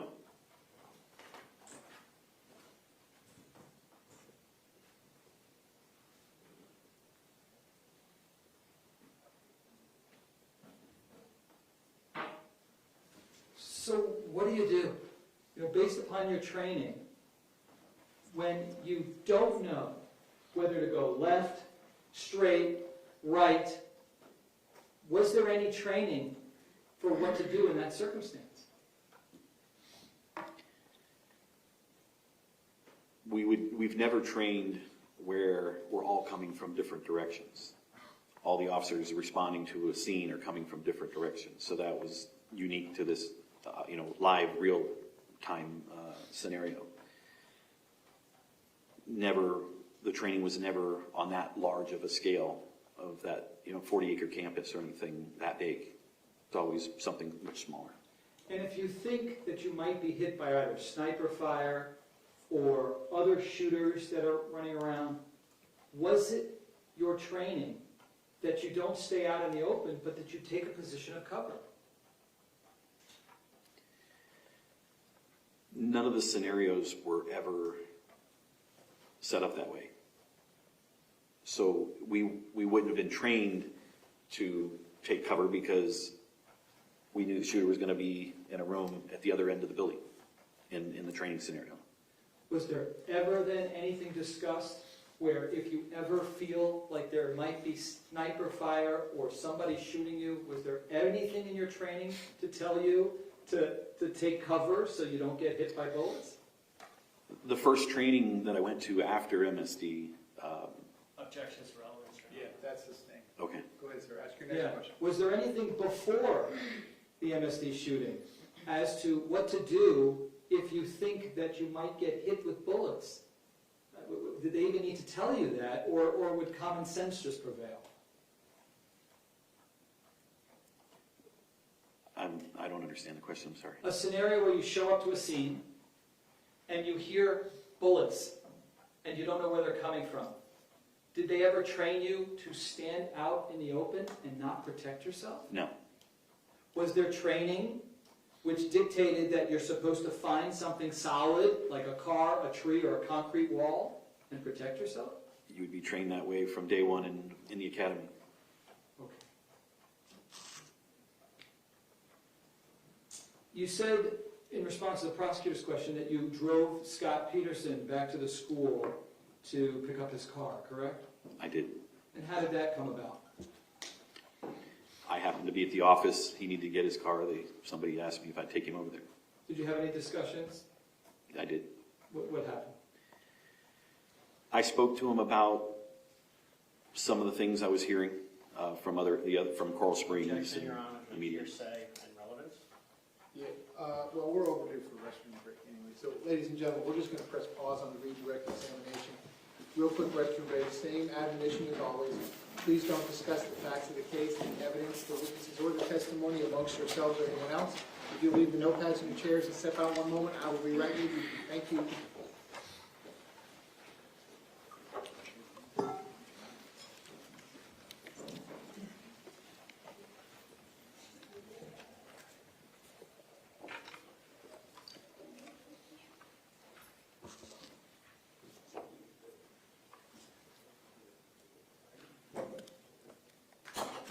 Okay, we're outside the presence of the jury. Everyone can be seated. So if you want to step down, you may do so. Just step out into the hallway. You can't talk to anyone about your testimony. It's like you're still on the stand, and I'll have you right back in 5 minutes. Okay. Thank you. Hold on, Mr. Pierce. Mr. Pierce, come on. I just need the witness to walk in.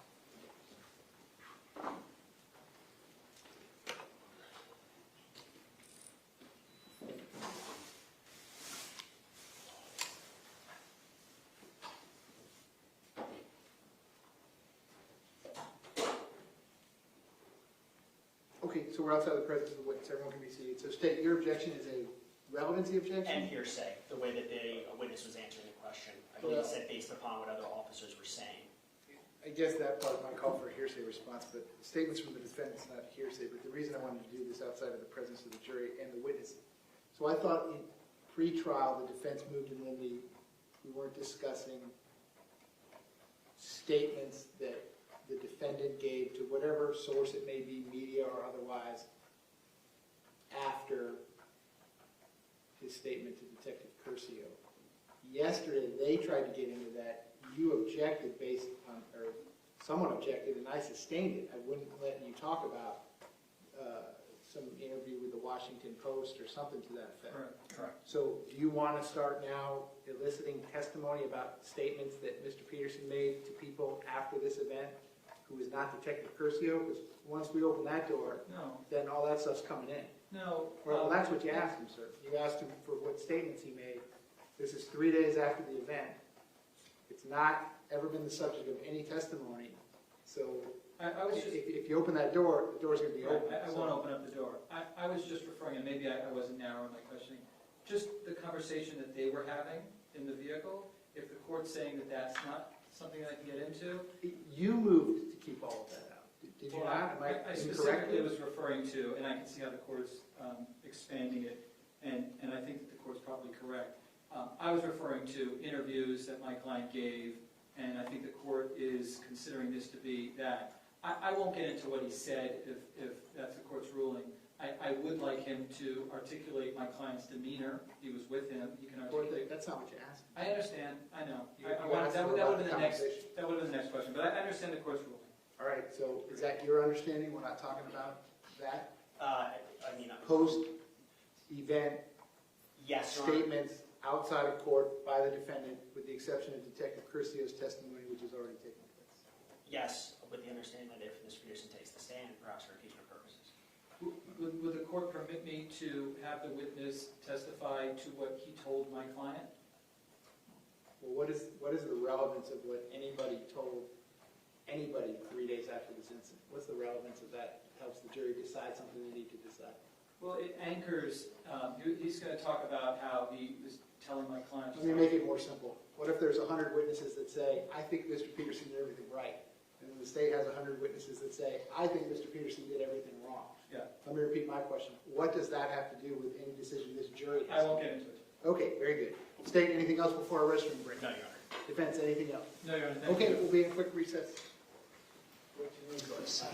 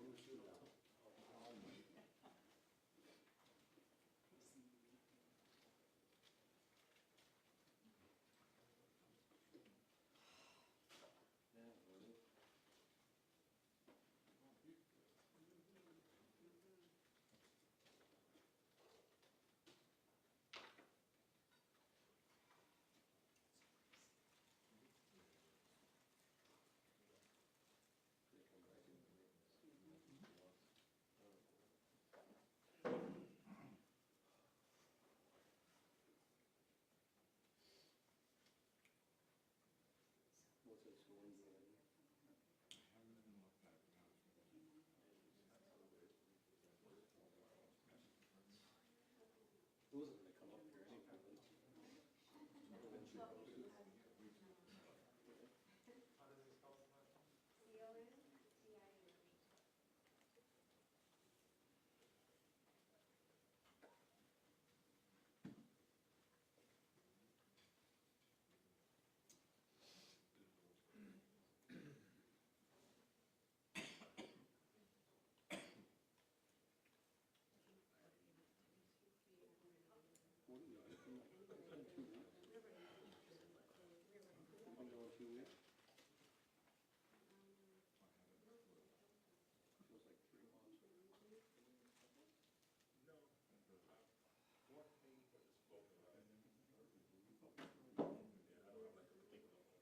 started, yeah, on the 31st.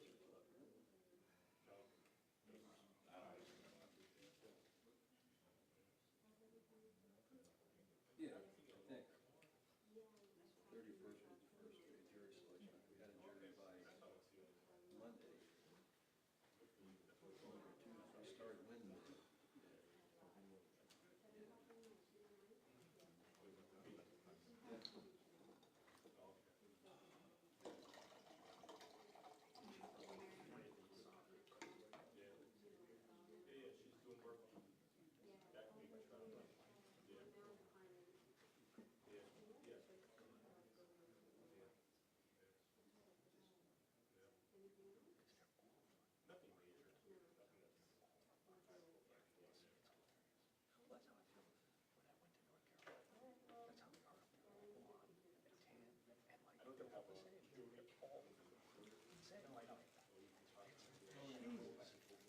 That's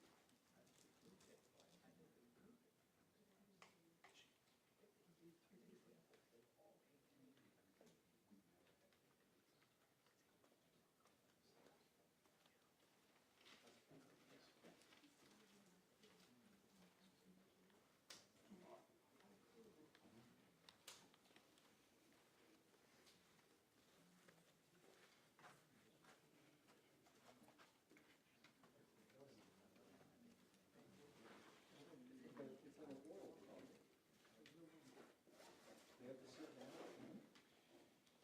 How long are they supposed to be down?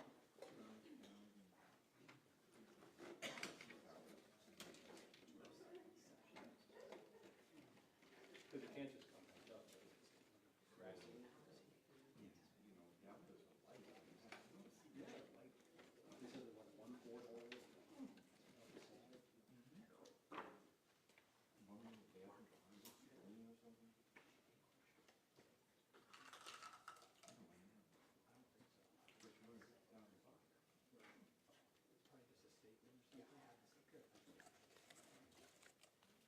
Yeah, I've actually never spoken to her. Beginning with the mom. I'm still not, the mother's like a broker, she won't let me speak to her. I'm serious. If she doesn't testify consistent with that, it's a risk. I've never spoken to her. You're gonna see a cold direct.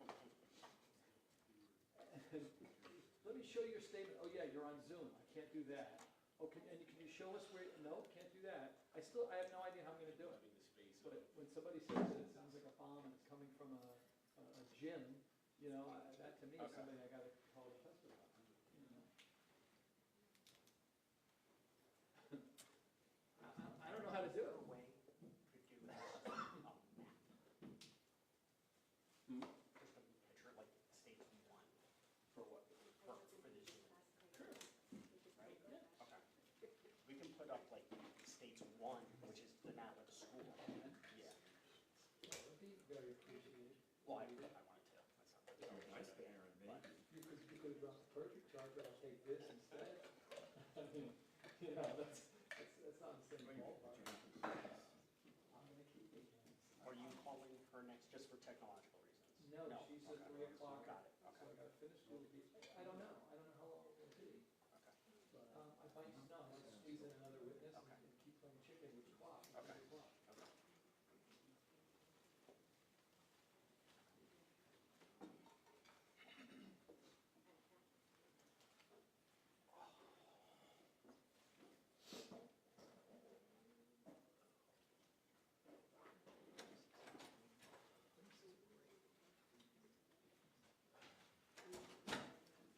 Being seated, come to order. Order's back in session.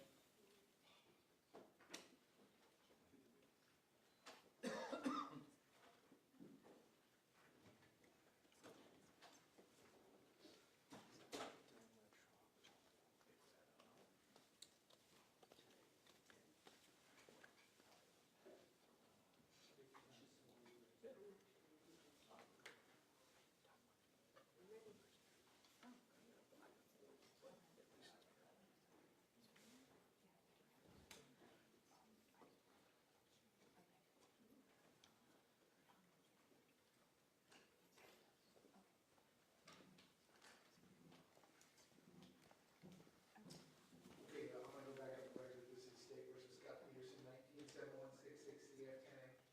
I continue to have Ms. Gomes, Mr. Taylor. I continue to have Mr. Eilers present with Mr. Peterson, who likewise is present. We're outside the presence of the jury. I have the witness back on the witness stand.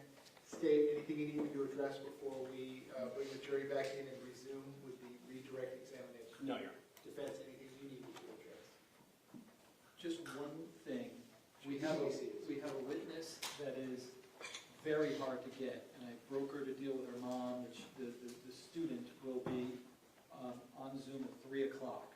So if you can let us know, is there a way you can let us know when she zooms in? Will you be notified? I don't have it on. I would have to turn the meeting on, but when I do that, it renders these other...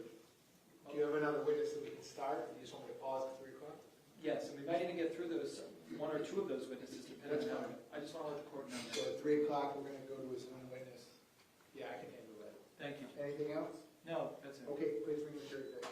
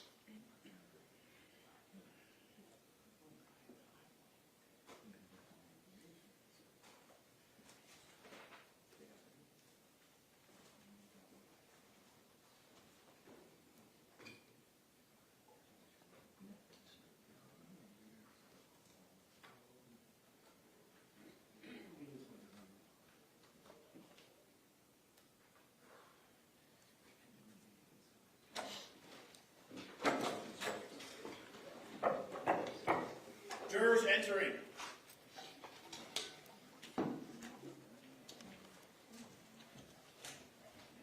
Ladies and gentlemen, welcome back. Come on in. Once you're back in those seats, you may be seated. Ladies and gentlemen, welcome back. Come on in. Once you're back in those seats, you may be seated. All the parties may be seated. Ladies and gentlemen, those of you using the notepads, I'll give you a moment to get the notepads back out.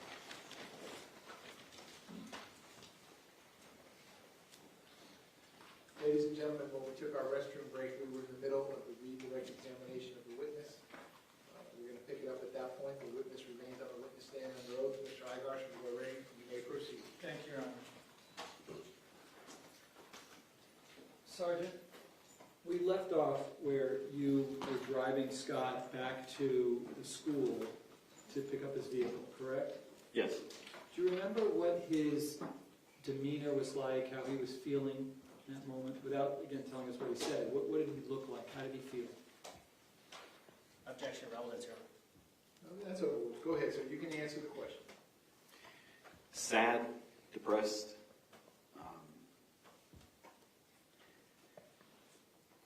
hurting. Referring to the active shooter policy, what is the policy regarding debriefing? Your Honor, I'm going to object outside the scope. It is outside the scope, but the objection to the rule. Go ahead, sir. You can answer the question. A debriefing would be held after any sort of an event, even smaller events like a burglary that we respond to. So in an active shooter, afterward, when the scene is safe and everything's cleared up, the scene's been handled, the investigation is ongoing, everyone that was at the event would be called together to have a debrief. And the incident commander would hold that debrief, and we would discuss things such as what went right, what went wrong, what we could do better, and basically get some intel for future events and how to handle those in a better way, more efficient way. Or if it was done very well, then we would, praise those actions. Is it the highest ranking person on the scene who is supposed to conduct that debriefing? Not necessarily. It's the incident commander could be, usually is somebody that's the highest rank, but not always. Who was it on that day, based upon who you saw at the scene? I believe the incident commander was Colonel Pohl. Were you ever debriefed? I was not. And that you were willing to be debriefed? Nobody ever asked you, correct? Judge, objection, relevance. Well, at this point, that's his thing. Go ahead, sir. Ask your next question.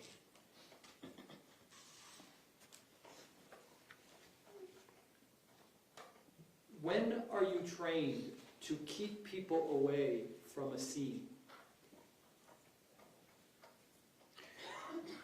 We try to keep civilians and citizens away from every scene that there could be potential danger to them. So when somebody says stay 500 feet back, it is not inconsistent with your training to do so, correct? That's correct. And are you encouraged in terms of your training to keep people away if you think they may get hit, let's say, with bullets? Of course, yes. Is it prudent, based upon your training, to have parents and kids flood a school when there's an active shooting going on? No, we would not want that. And finally, on the scene, did you ever think, well, first of all, did you ever know with certainty that there was injuries inside of the 1200 building? Not until I saw Mr. Hickson. Okay. Up to that point, had your dispatch ever let you know over the radio that there are injured kids inside of the 1200 building? I was not aware of any injured students in the building. Did it seem that Carl Springs had extra intel that you did not concerning that Objection subject? to asked and answered, Your Honor. Yeah, that's his thing. Did there ever come a time when you're on the scene taking a position of cover by the 1300 building where you said, there could be kids that are bleeding out. I need to go running into the 1200 building. Objection to speculation, Your Honor. Well, no, that's overruled, so this is directed into you. If you have personal knowledge, what you thought in your head, you may answer the questions. Go ahead. That was never a consideration. And is that why you then didn't go into the 1200 building? That and I had another job to do, yes. Okay. Thank you, sir. Nothing further. Okay, any recross based on that? Yes, Your Honor. Go ahead. Sergeant, you were trained by the Broward Sheriff's Office, correct? I was, And the head of training for many years was Major Samuel Samaro, correct? yes. What was the name? Samuel Samaro, S-A-M-A-R-O-O. And you received the same training, the in-service training, as every other BSO officer. Potentially, Potentially. So in-service DLE training, you're saying that not every officer gets the same training? our training, there's so many of us that from the time it starts on a particular type of training, it might be in January, it doesn't end until June. So by the time the entire agency goes through the training can evolve into something a little different than it was when it started. How about an in-service training, DLE 1 from 2013? I couldn't even begin to know what that was. So I'm not asking specifically, I'm saying would every officer, all 1,600 BSO deputies be trained the same thing?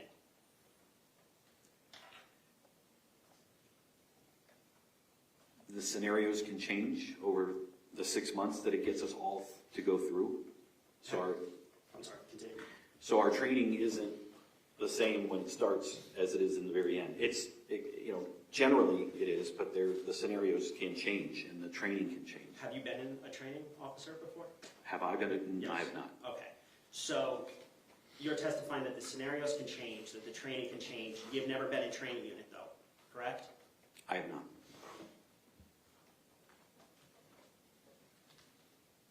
And you were never trained in hunches, right? No. That's just based on your experience, correct? Yes. Based on your common sense, correct? Yes. So not every scenario that an officer, that a deputy faces, do they receive specific training on, correct? That would be impossible, yes. But they do receive training on active shooters, correct? We do receive active shooter training, yes. And the training in active shooters is to go to the sound of the shots. That every shot fired could be potentially another person dead, correct? But conceivably, yes. Well, you say conceivably. Is that what you were trained? There was two parts to that question. Are you trained to go to the shots? That is one of the stimulus that we follow, yes. That's the main stimulus you follow. Yes. Because there's a difference between when shots are being fired and when shots stop being fired, correct? Yes. Okay. Second part of the question. You're also trained that every time a trigger is pulled by an active shooter, someone could potentially be shot dead, correct? Potentially, yes.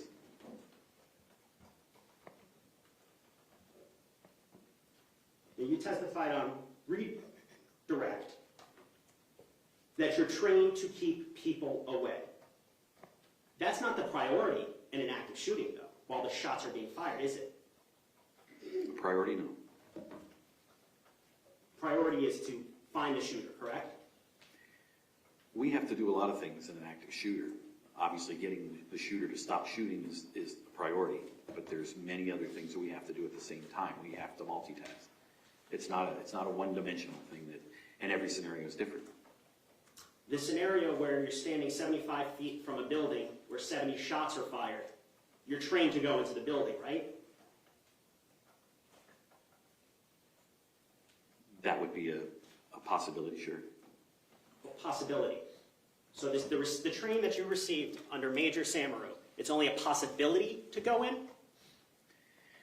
If I can determine that the shots are coming from inside the building, then yes, I would advance towards the building. And you can determine such as ways that you did with the 1300 by looking in windows, correct?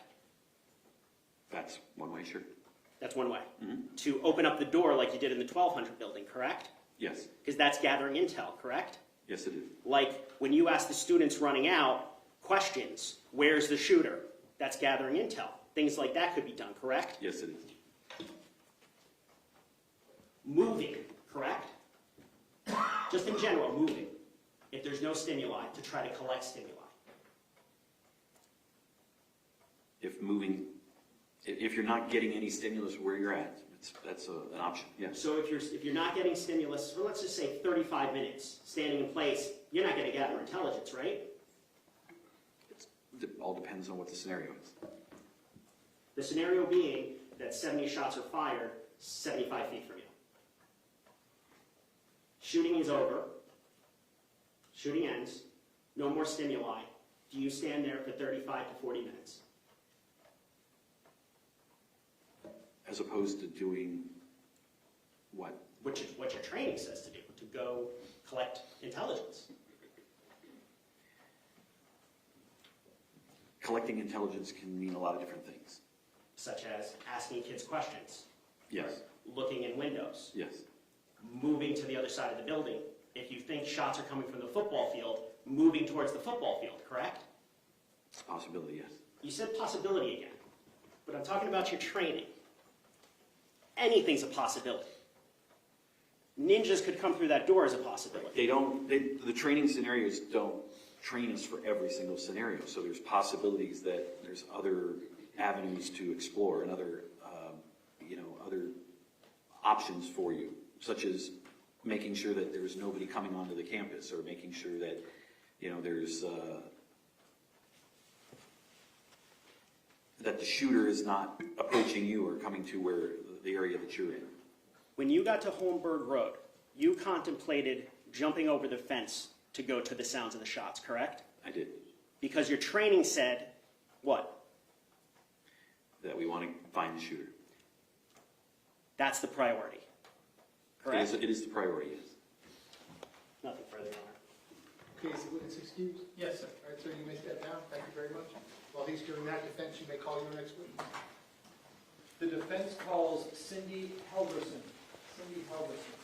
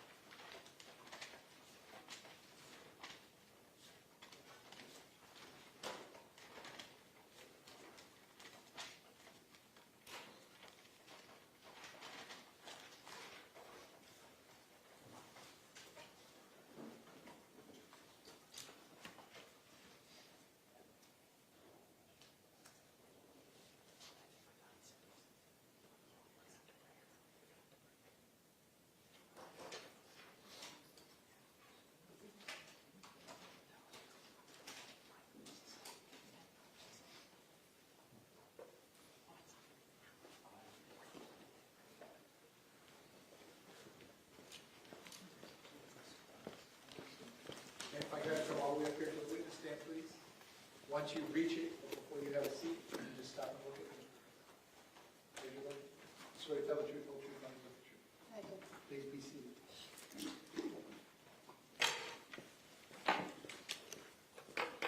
And once you're seated, if I can just scoot that chair all the way forward as far as it will go, can you please state your full name and spell your full name? Cindy Helgerson, CINDIHELVERSON. Mr. Eggers, you may inquire. Thank you, Your Honor. Can you tell the jurors what you do for a living? I'm a teacher, And what do you teach? math. At what school? Marjory Stoneman Douglas. How long have you been a teacher? 16 years. All at Marjory Stoneman Douglas? No. Where were you before? Several middle schools throughout the county.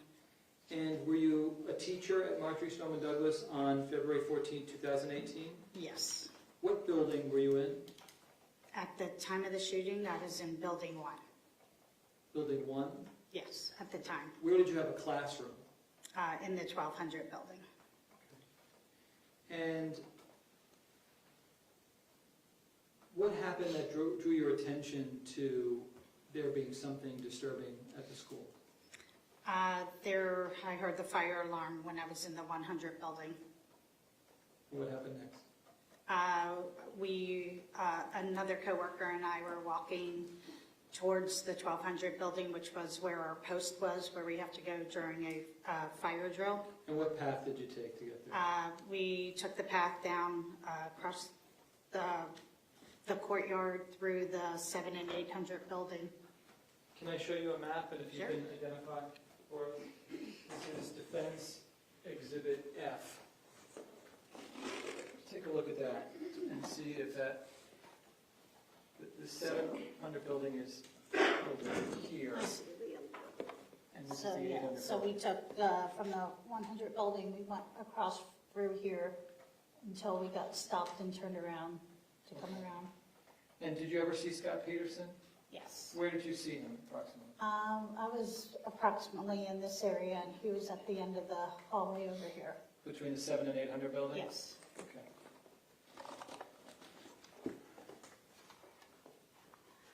And what was how would you describe the sound level of the fire alarm?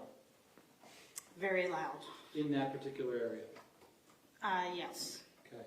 And what happens next?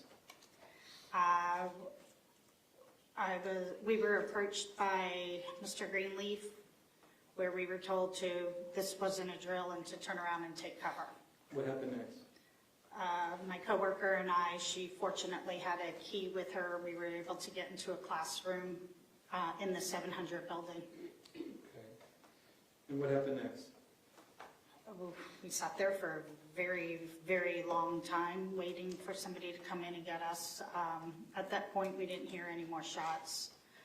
We heard them when we were in the hallways. Let's talk about that. Where were you when you heard, did you know that there were shots, whatever you heard?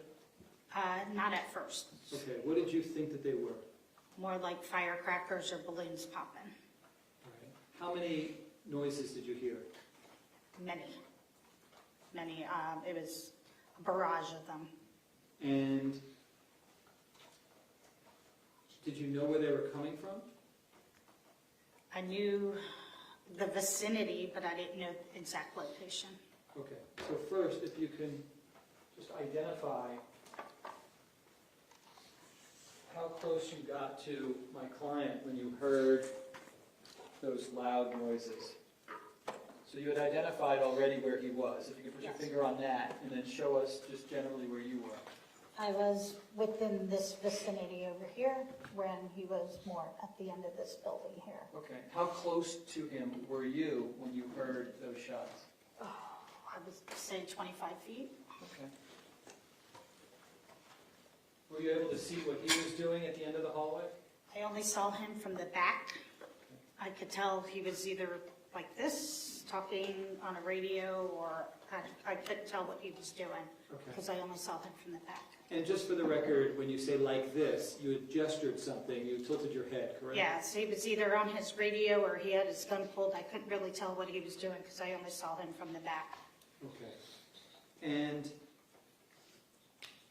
first of all, did you feel like those shots that you heard were from inside a particular building or outside or both? I couldn't tell if they were inside or outside at that point. And did you have a general idea of where you thought they may be coming from in that moment? I knew they were coming from in front of me, but I knew they weren't coming from behind me. I just knew that they were in the forward direction. Other than that, could you narrow it down to any particular specific location, or it was just anywhere? Somewhere in the vicinity in front of me.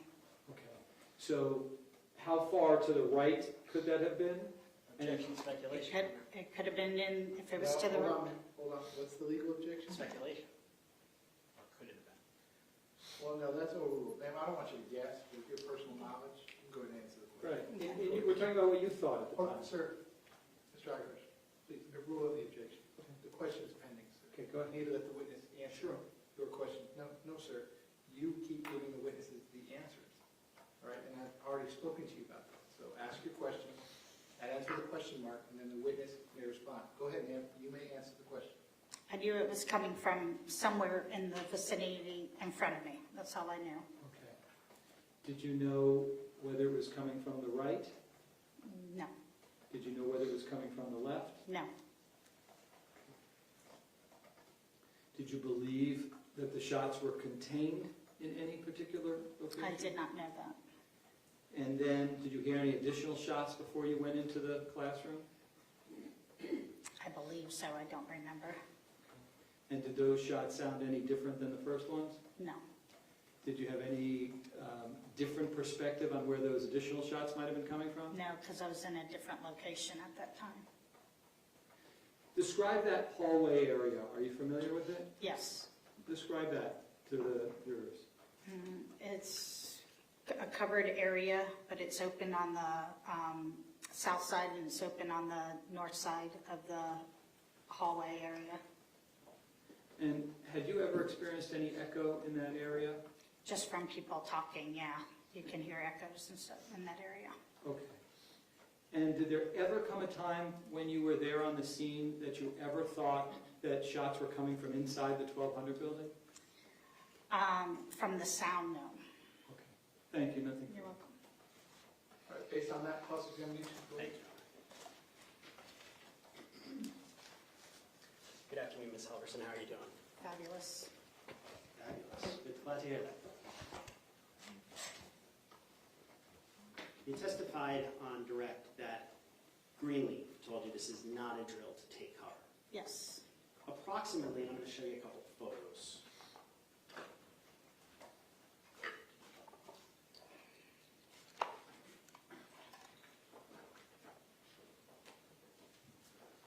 I'm showing you what's already in evidence. That states composite 17.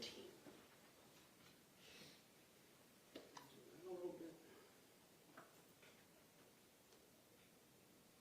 Do you recognize this area? Yes. Yes. Okay. You can actually use the annotator. That means you can actually draw on the screen. Okay. So I'm going to ask you a couple questions in terms of where you were. The hallway that you're talking about, that you were walking down, can you just draw a line with your finger where that hallway is?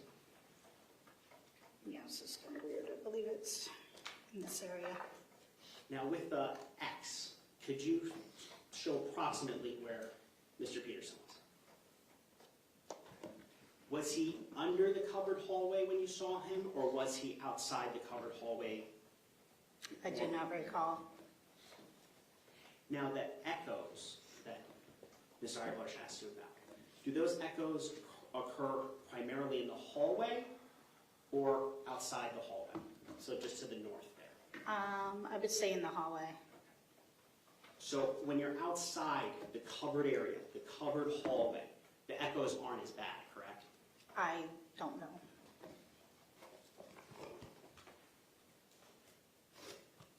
Now, about the fire alarm. The fire alarm was on for about approximately a minute. Is that correct? Yes. Never came on again, correct? Not that I recall. And you stated the fire alarm was very loud.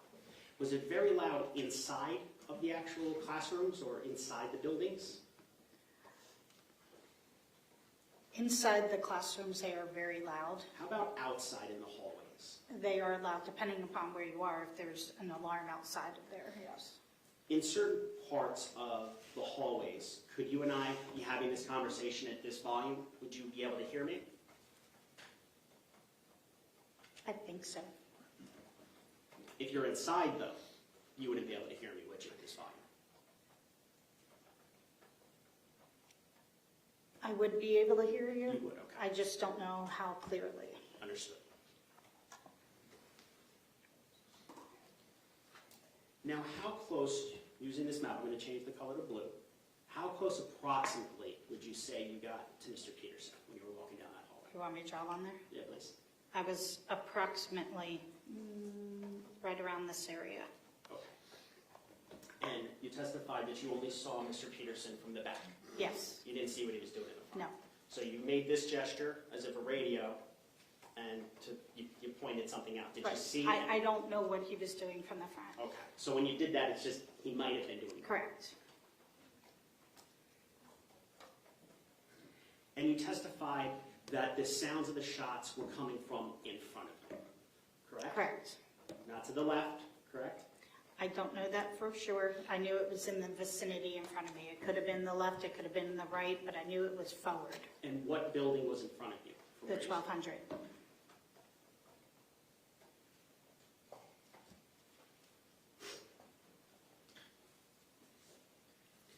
Now, after Mr. Greenleaf told you to get back, where did you go?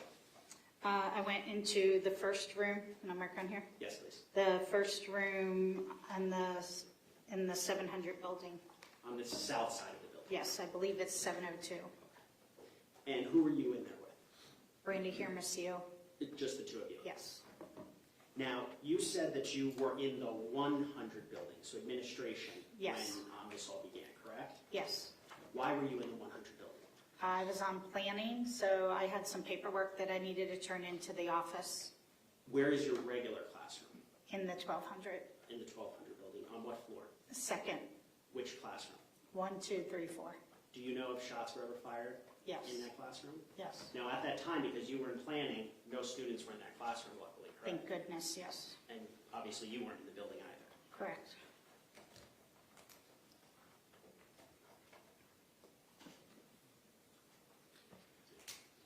In real time, going back to February 14th of 2018, when you heard those shots, were you thinking about whether they were inside a building or outside a building? I was not. Were you thinking about what to do, how to be safe?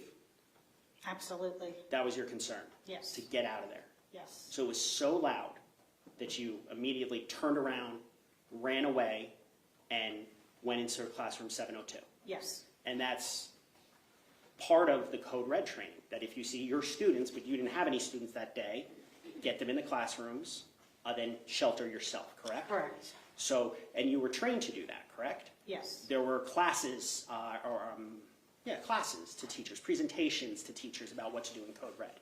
Yes. Do you recall a class in January of 2018? Yes. Did you attend that class? Yes. Okay. And in that class, it was kind of like a PowerPoint presentation by school board Yes. about what to do. Mm-hmm. Yes. Is that a yes? Okay. Did they also tell you what the SRO was to do or police response was to do? Not that I recall. Do you recall if you were taught that you're to hunker in place until police respond to come get you? Yes. Do you recall if Mr. Peterson was at that meeting in January? I do not recall. Had you had meetings like that before? No.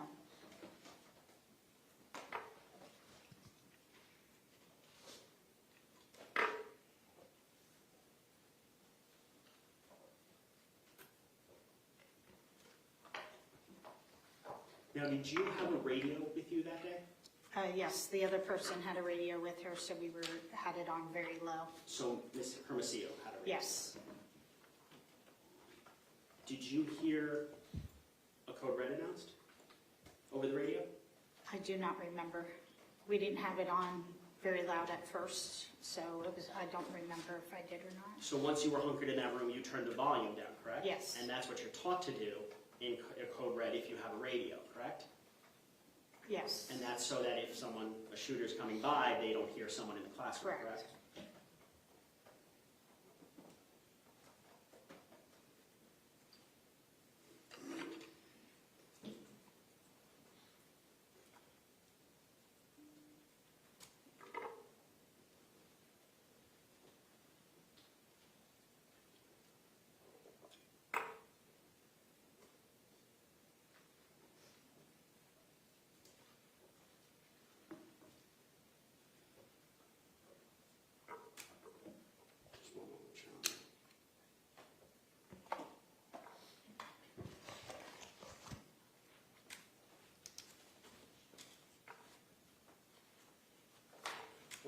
inside 702, did you hear additional shots? I don't believe once I was in that I heard additional shots inside the room.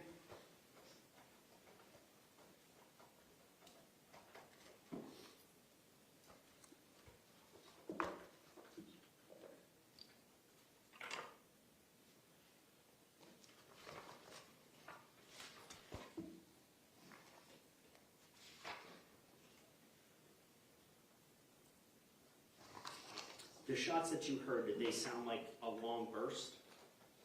It sounded like a barrage. Barrage, okay.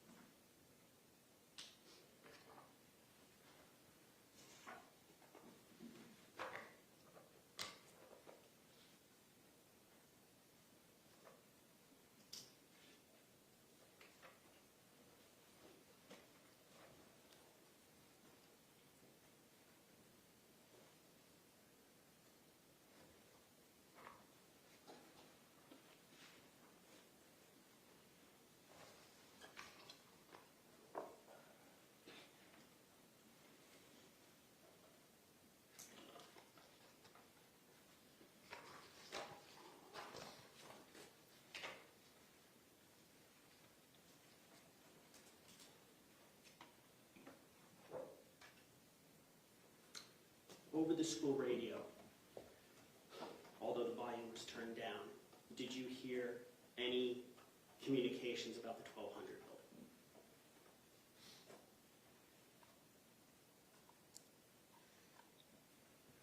I can't remember if it was on the radio or not. Do you recall hearing anything over the school radio about gunshots? Yes. Do you recall who said that over the radio? I've never had a school radio, so I wasn't super familiar with people's voices. Okay. I knew, I assumed at the time that it was a cop. I wasn't sure if it was Peterson or not, which I did come to find out it was.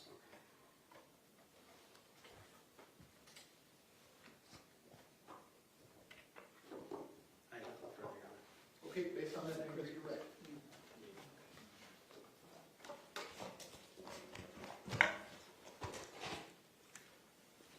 Just a few more questions. Sure.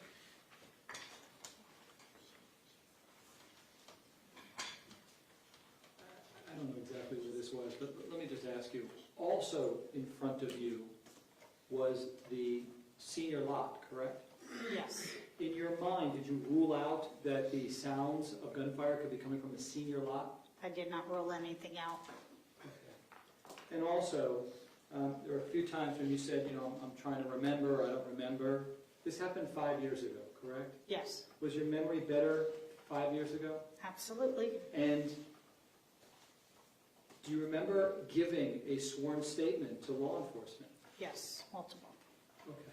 And that was years ago, correct? Yes. Do you remember the name of the law enforcement officer who took that statement from you? No.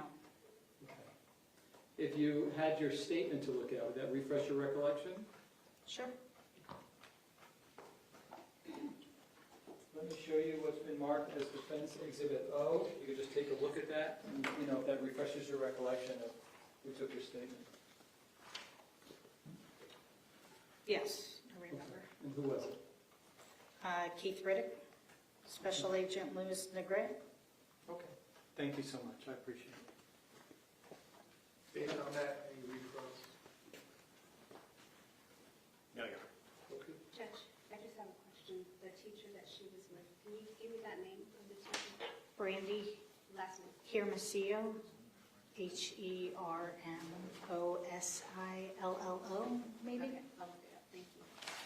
Mr. Aguirre, the witness is excused. Yes, thank you, Judge. Thank you. Step down. Thank you very much. Ladies Ladies and gentlemen, while she's doing that, the next witness is going to be on the technology. I'm going to have you step in the back real quick so we can get that set up. Same admonition as always, please don't discuss the facts of the case, the evidence, the witnesses, or the testimony. As soon as we have the technology set up, I'll be right back with you. Thank you.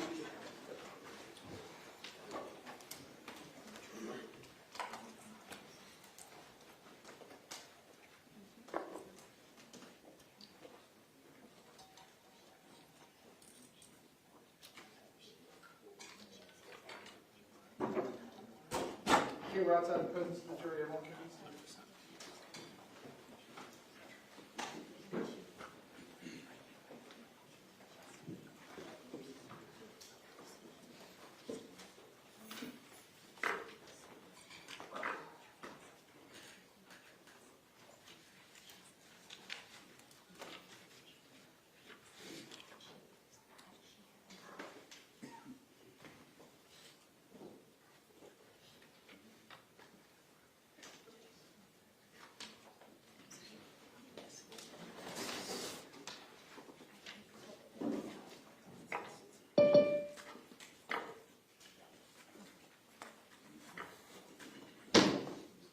Do we know the person that I'm looking for on the Zoom? It's Dylan Redshaw. You see him? Okay.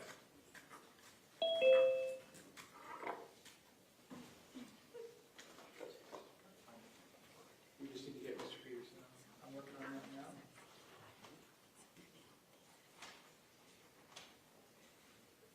Ma'am, if you'll just bear with me a minute, I'll be right with you.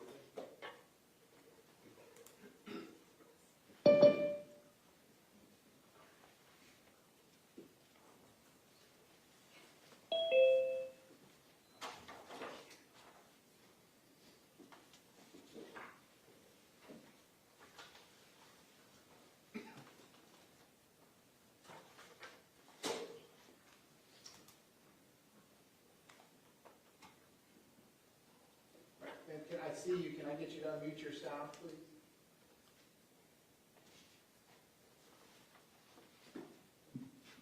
Yes. Can you hear me? Okay, perfect. So we're outside. We're going to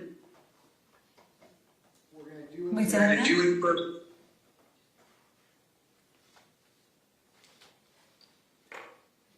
Hello? Yep. I'm sure.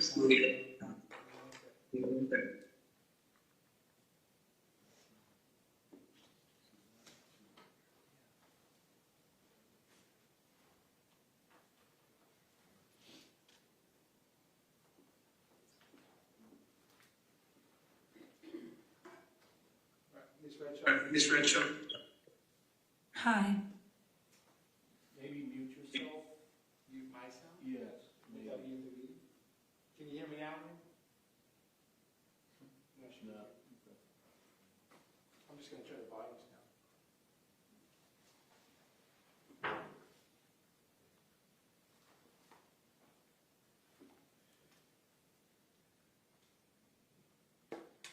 Ma'am, can you hear me? Yeah, I can hear you. Okay, perfect. That resolved it.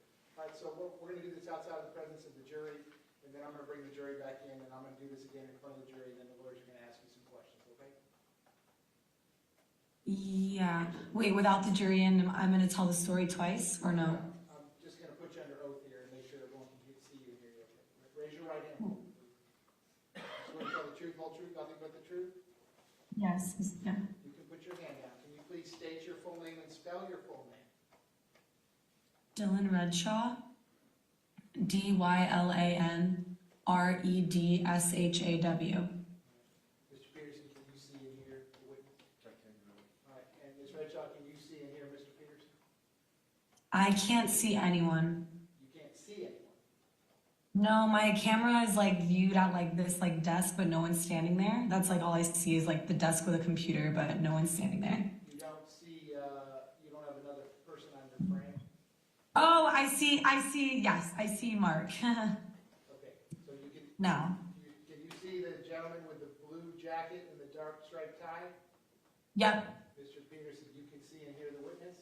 I can, Your Honor. Did you hear him answer my question?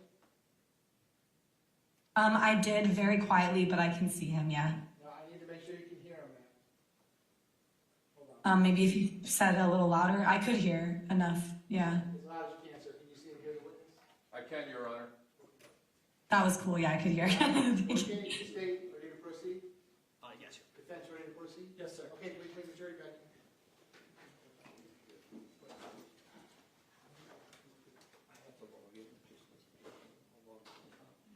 Your Honor, he's gonna be I'm logging gonna log in in. to pull up a map.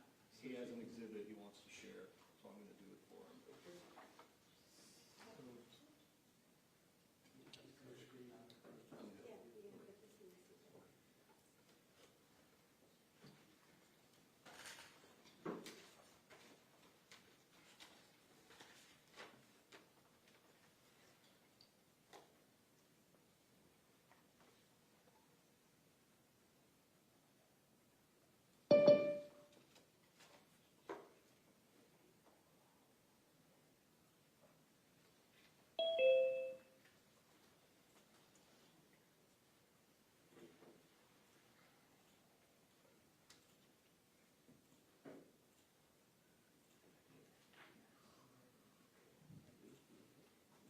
Right here. Want this?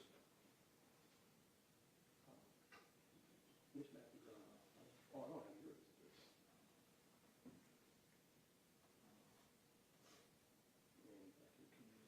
I can.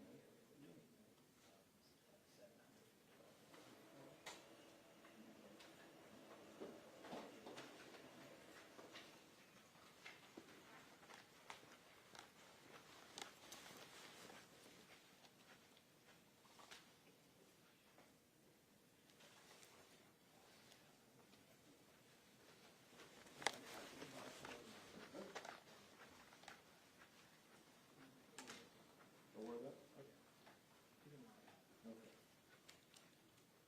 Your Honor, he doesn't want to do it, so then just log They out. don't have our exhibit, they have photos. Jurors entering.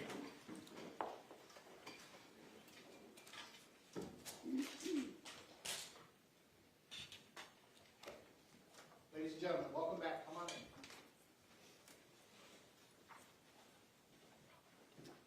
Ladies and gentlemen, welcome back. Come on in. Once you're back in those seats, you may be seated. All the parties may be seated. Ladies and gentlemen, those of you using the notepads, I'll give you a moment to put your notepads back down.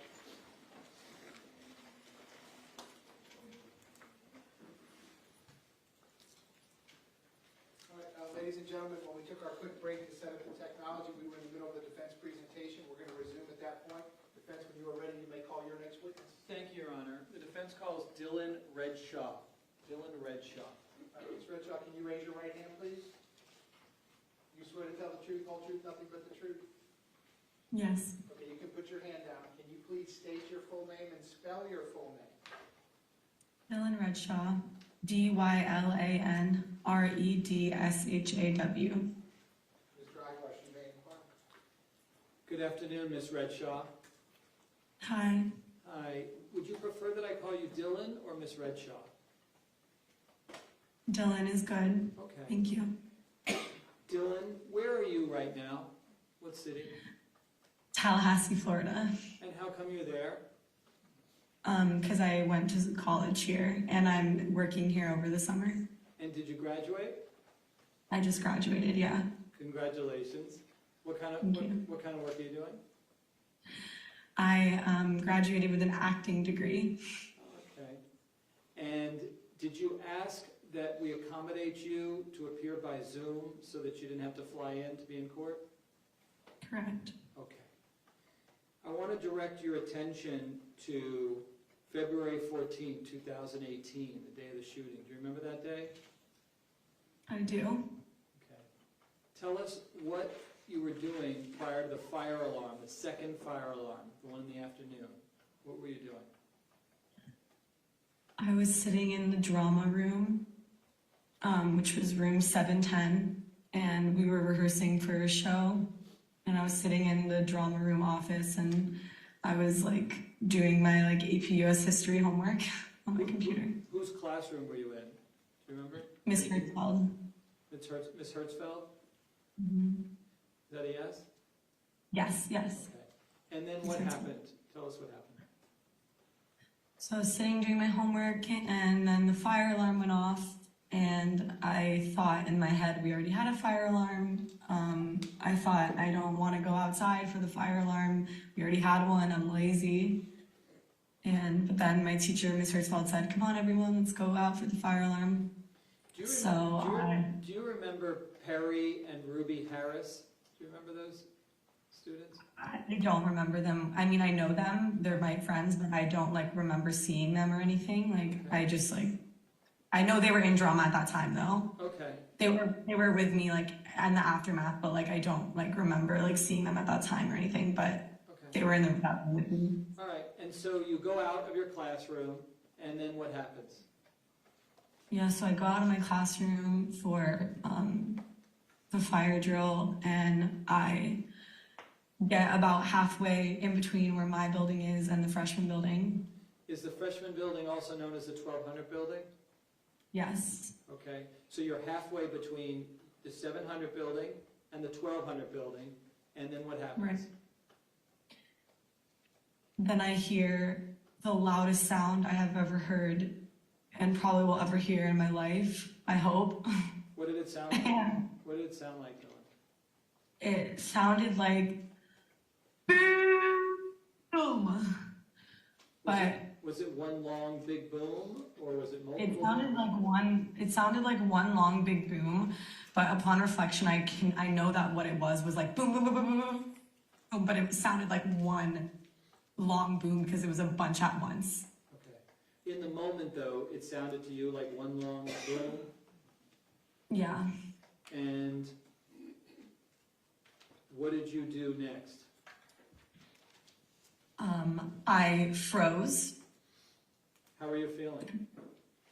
I felt like I had no idea what was going on or what just happened. I felt like I heard a bomb and I froze in the middle. I completely froze.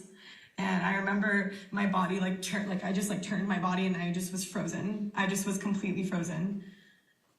What happened next? And then all my friends, I saw all my friends start running back towards the classroom past me. What happened? And I was just frozen. And all my friends were running, and then I started running back towards my classroom. And then what happened next? Then we went into the classroom, and I immediately I ran straight to the closet, and I was like the last person back in the classroom because I was like frozen for so long, and I was like the last person in the classroom, but I was like the first person in like the back closet with my two friends, and then Mr. Porter was on the announcement saying code red. And how long do you think you stayed in that closet? I think I was in the closet for about like an hour and a half, maybe, or 2 hours. And when you heard the boom outside of your classroom, did you ever hear any more sounds like that? Yes. When I was sitting inside my closet, when we got in the closet, the code red thing went off, and then we like turned off the lights and stuff. And then we turned off, like everything like was moving really fast. We like turned off the lights, everyone came in the closet, and then we were silent. Right after that, we all were just completely silent in the dark. And right then and there is when we heard boom, boom, boom, boom, boom. And it was less like boom, and it was just more like boom, boom, boom, boom, boom. I want to first refer you to the first boom that you heard, which was outside your classroom. You said between the 700 and the 1200 building, correct? Right. Mm-hmm. Where did Yeah. where did you think that the sound was coming from? I don't know. I thought it was coming from everywhere around me. It sounded like it was under me, above me, all around me. But I remember when I turned, I was like walking towards the parking lot, and then when I like froze and I turned like towards like the side of the like front of the freshman building side, like I don't know, like the like northeast southwest, but you know what I mean, like the other way from the parking lot. I turned that way. Okay. Towards like the football field. So it would have been you were moving towards the football field? Yeah, I didn't move though. I just turned, like I was walking towards the parking lot and then the sound happened and then I turned the other way and froze. Okay. So back to where you thought the sound might be coming from, you said it could have been anywhere or everywhere, is that what you said? It sounded like it was extremely close to me. But it also sounded like, yeah, it was just coming from, it sounded like it was just like all around me, but it sounded like it was very close to where I was. Okay. Because it was very loud. In that moment, could you have moved in a particular direction to move closer to that sound? I didn't move closer to the sound, I froze in place. But I also was outside for 10 seconds and I was a high school girl who didn't hear a gunshot before. Right. Based upon the sound that you heard, would you have known whether to, if you were going to go running towards that sound, would you have known to run to the right, to the left, behind you, or forward? Could you tell? I don't think so because I was in a state of shock and dissociation and I did not understand what was happening in the moment at all, Okay. at all. I understand. And even when I went back to my classroom, I still did not understand what was happening. I could not comprehend that it was a shooting happening. I understand. One final Yeah. question. Did you ever meet with any law enforcement officers to tell what you just told us prior to today? Yeah, is this Keith Riddick? I guess his name is Keith Riddick. That's I did meet someone. That's who you met with? Yeah, Okay, thank you. yeah. Okay, cross-examination, go ahead.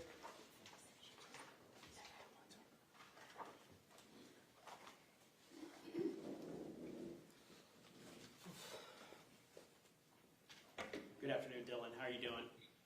Hi, I'm all right. This will be quick, I promise. Thank you. No, it's all good. When you met with Inspector Riddick, was that in June of 2018?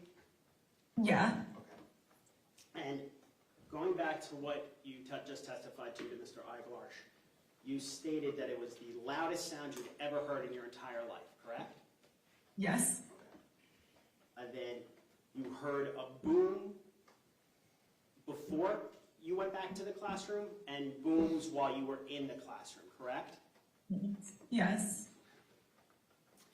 And the first boom, when you were outside, when you were on the grass, it sounded extremely close to you, right? Yes. And when I was inside the classroom too, it sounded extremely close to me. And you were in that classroom an hour and a half, correct? Yeah. Were you waiting for police officers to come and get you guys, to get you and your friends that were in the classroom? Yes. Were you thinking in that hour and a half, where are the cops? Yes. Dylan, just a few more questions, I'm sorry. If you need to No, please feel free to ask. I'm happy to answer these. You said that you heard the assistant principal Porter say the code red, correct? Yes. And is that kind of over a speaker in your classroom? Yes. Now, when the code red was announced, did you also hear gunfire in the back when the code red was announced? You mean on the back of the announcement or Yeah. in Either. in the back of like yeah, like not on the announcement, but in my vicinity, yeah. Okay. Now, you were in 11th grade when this happened? Yes. How old were you? 16, 17? I believe 17. And you had never heard gunshots before in your life? No. Of course not. When you heard the loud boom and you froze, were you thinking about where did that come from, or were you thinking about getting back to safety? I was not thinking where did that come from. Thank you for asking that. I was thinking, I have no idea what I was thinking. I was thinking my mind went blank and I was thinking I'm terrified, yeah. I was thinking I have no idea what that, I thought a building blew up and I thought I was unsafe, yeah. You felt unsafe and you ran back away from the 1200 building to safety. Yes, and I also saw that my friends, like, I remember just being in a state of, like, dissociation, but when my friends were, like, running back past me, I could see the horror on their faces. Like, I remember my friend Alex, like, turned to me and his face looked so horrified, and I knew something really bad had happened, but I could not understand what it was. Is that Alex Wind? Yes.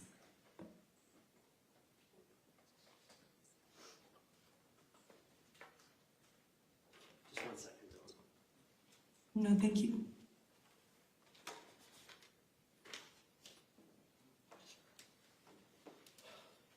Dylan, when you heard, yeah, I guess it would be in the classroom, the booms, can you just recreate what it sounded like? Not the volume, but just how rapid the booms sounded. Yeah, we mean when I went back into the room or outside? Well, let's talk about outside first. So outside, I remember it being like, what I can remember is boom, and that was it. But like upon like reflection, I know for sure that it was like boom, boom, boom, boom. But it sounded like one really long thing, because it was a lot of gunshots at once. That was that, and then When you were in the class, when you were in the classroom, I guess in the closet in the classroom, what did it sound like? yes, I also have seen like videos from inside freshman building of like the exact gunshots. Dylan, just talking about what you remember that day.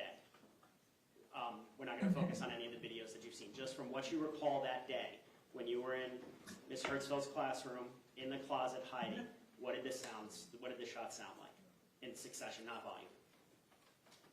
They sounded like boom, boom, boom, boom, boom, boom, boom, boom, boom, boom, boom. So there you go. Like probably a lot too. Like it wasn't like 4. It was like 30. Like, you know. I'm sorry, for the record, did you say 30? Yeah, or maybe more. Like I don't remember, but I do remember that it was not like 3. It was like a good amount, and it was lasting for like. It was lasting for like 10 minutes. Okay. And then finally, after like 10 minutes, we didn't hear anything anymore. Okay. Thank you, Dylan. I have nothing further. Thank you so much. Based on that, and you redirect. No, nothing further. Okay, is the witness excused? Yes, she is. All right, Ms. Redshaw, you're excused at this point. Thanks for bearing with us with the technology. I'm going to sign off on the meeting, okay? Thank you.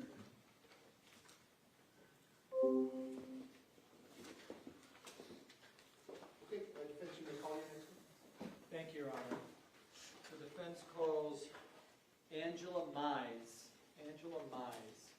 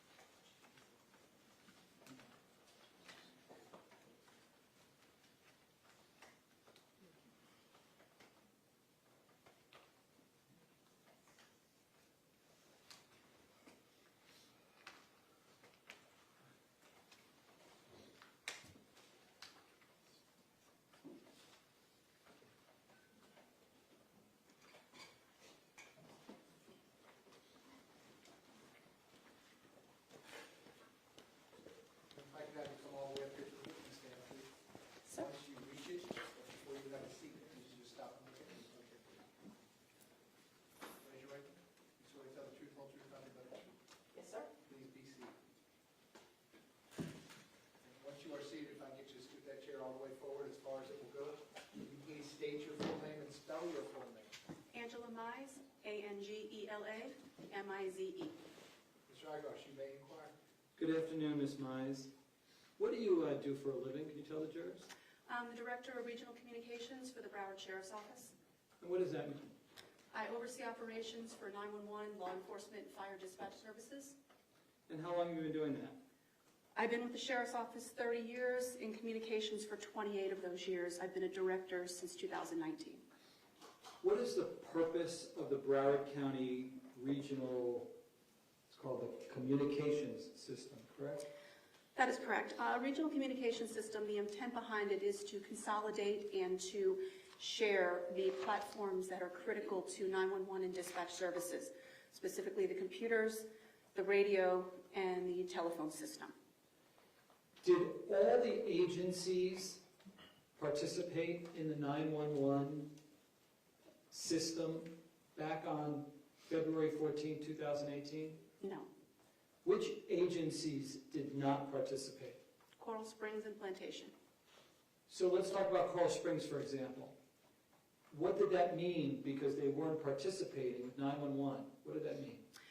They were disparate from the Sheriff's Office system and services, which meant that they would have been on a completely independent computer system, radio system, and telephone system.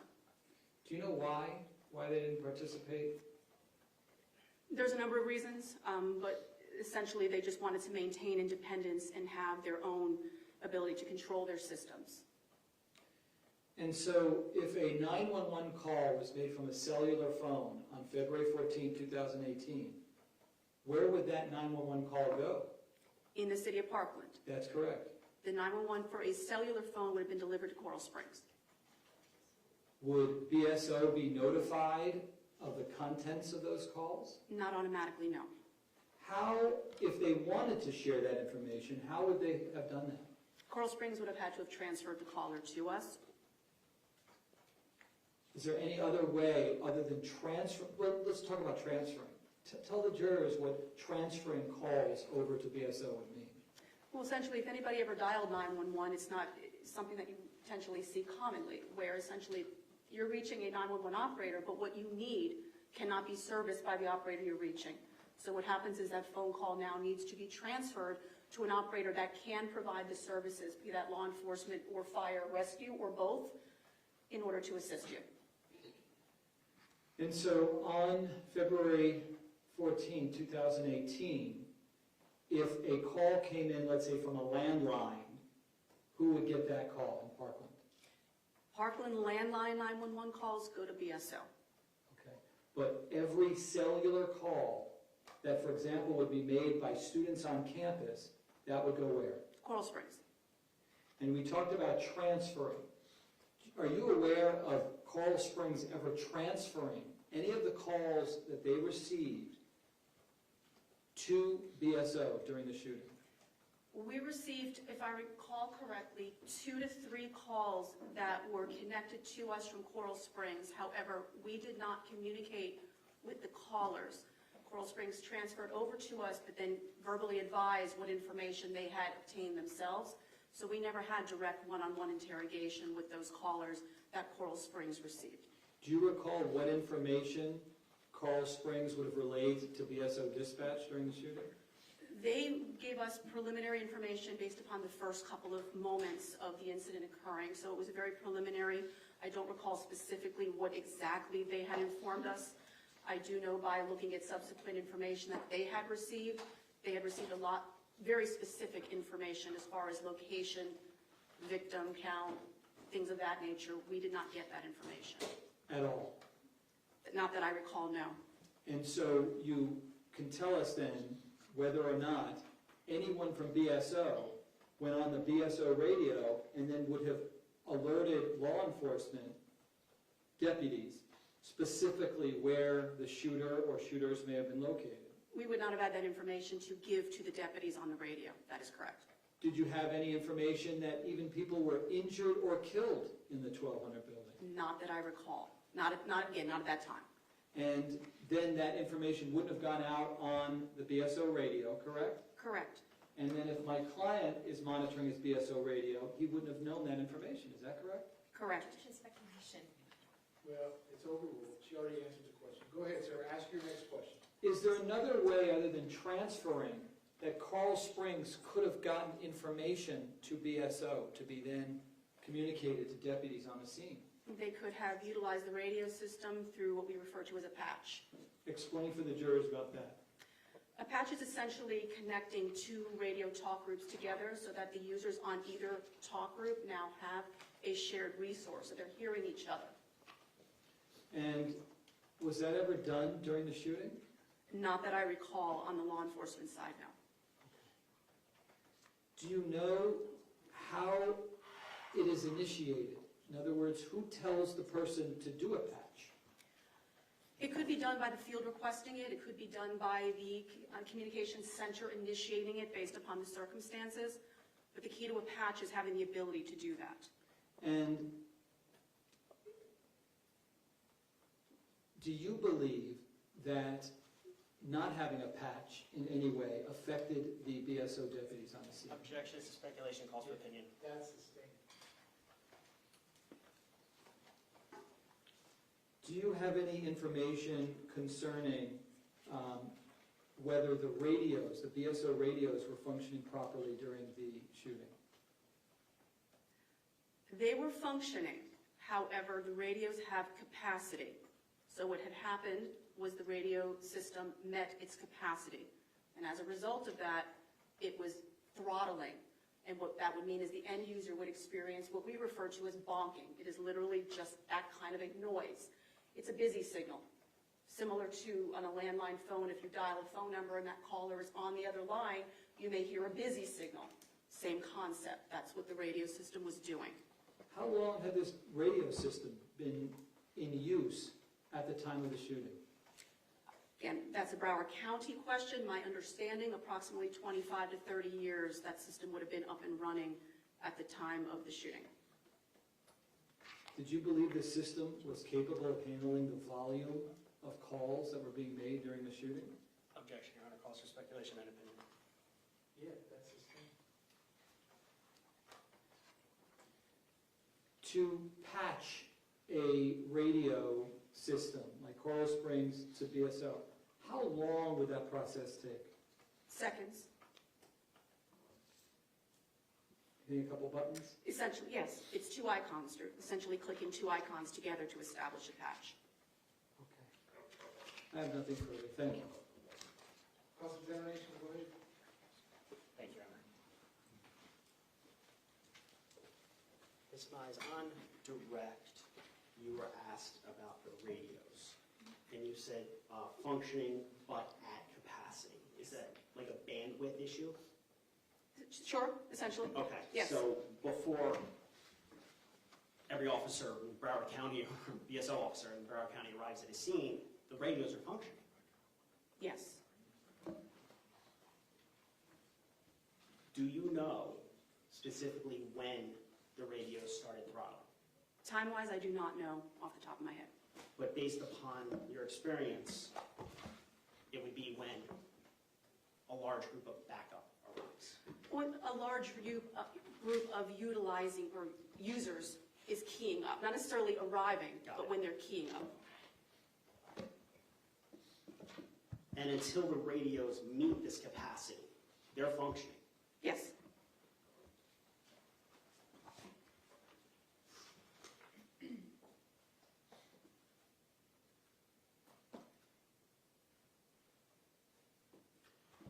And when you said that Coral Springs sent over 2 to 3 calls, correct? Correct. That was in the beginning of Yes. when the shooting happened. Yes. So BSO was notified right at the inception of when the shooter started, the 911 started calling coming in. Essentially, once when Coral Springs was being notified, they advised us. Okay, nothing further. Based on that, any redirect? No, Your Honor. Is the witness excused? Yes, sir. You missed that now? Thank you very much. While she's doing that, defense, you may call your next witness. Just we have a brief sidebar.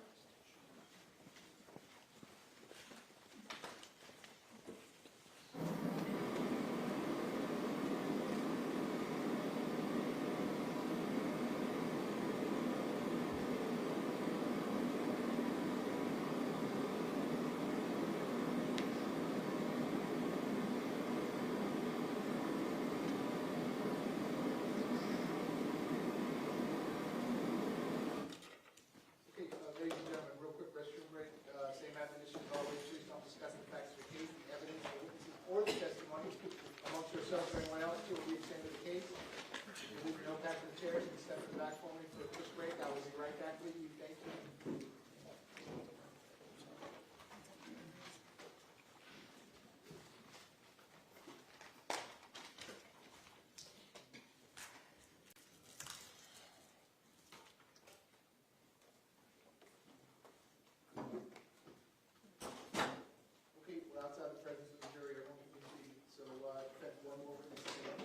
believe so, Judge. Okay, and then, no time limit, but, I'm just trying to make a determination. I need to have the front end of the conversation with Mr. Peterson about whether he wants to be a witness or not. Do you have a ballpark, how many more witnesses you might be calling? I don't have an exact number just yet. If we can have the break, finish with this witness, and then we typically organize who we're going to call, I can give you a much better idea. Okay, because I'll just have front end of that conversation, and then before you get to the end of your presentation, I'll have to have the second part of that conversation. But we can do that after we're outside the presence of the jury today. So real quick, 5-minute restroom break, then we'll come back, handle the last witness for the day, and then we'll discuss scheduling after that. We'll be in recess for 5 minutes.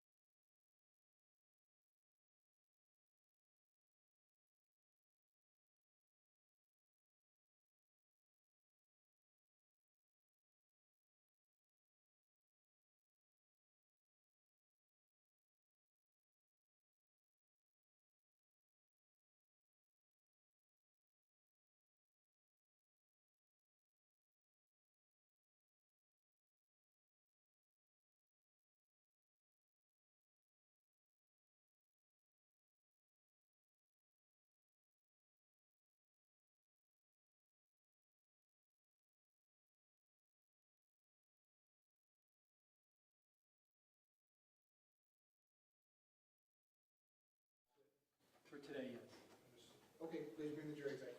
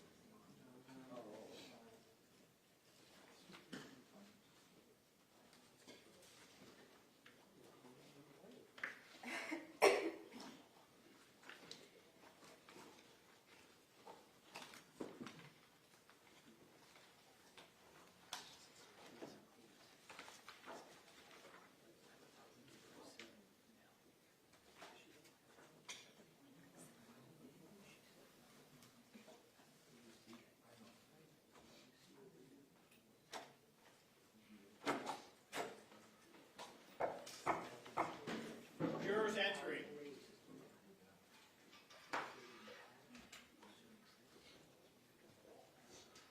Ladies and gentlemen, welcome back. Come on in.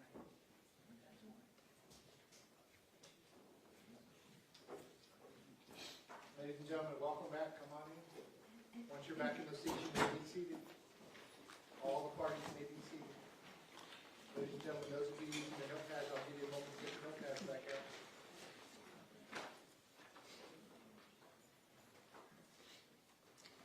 All right, ladies and gentlemen, when we took our restroom break, we were in the middle of the defense presentation. We're going to resume at that point. Defense, when you are ready, you may call your next witness.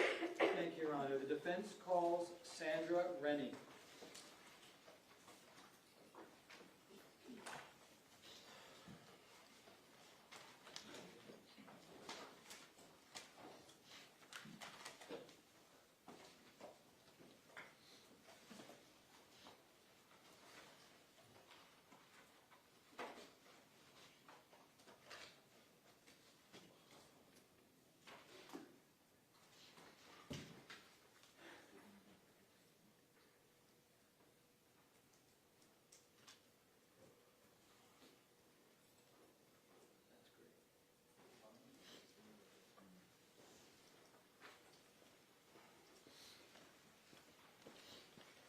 Now, if I could come all the way up here to the witness stand, please.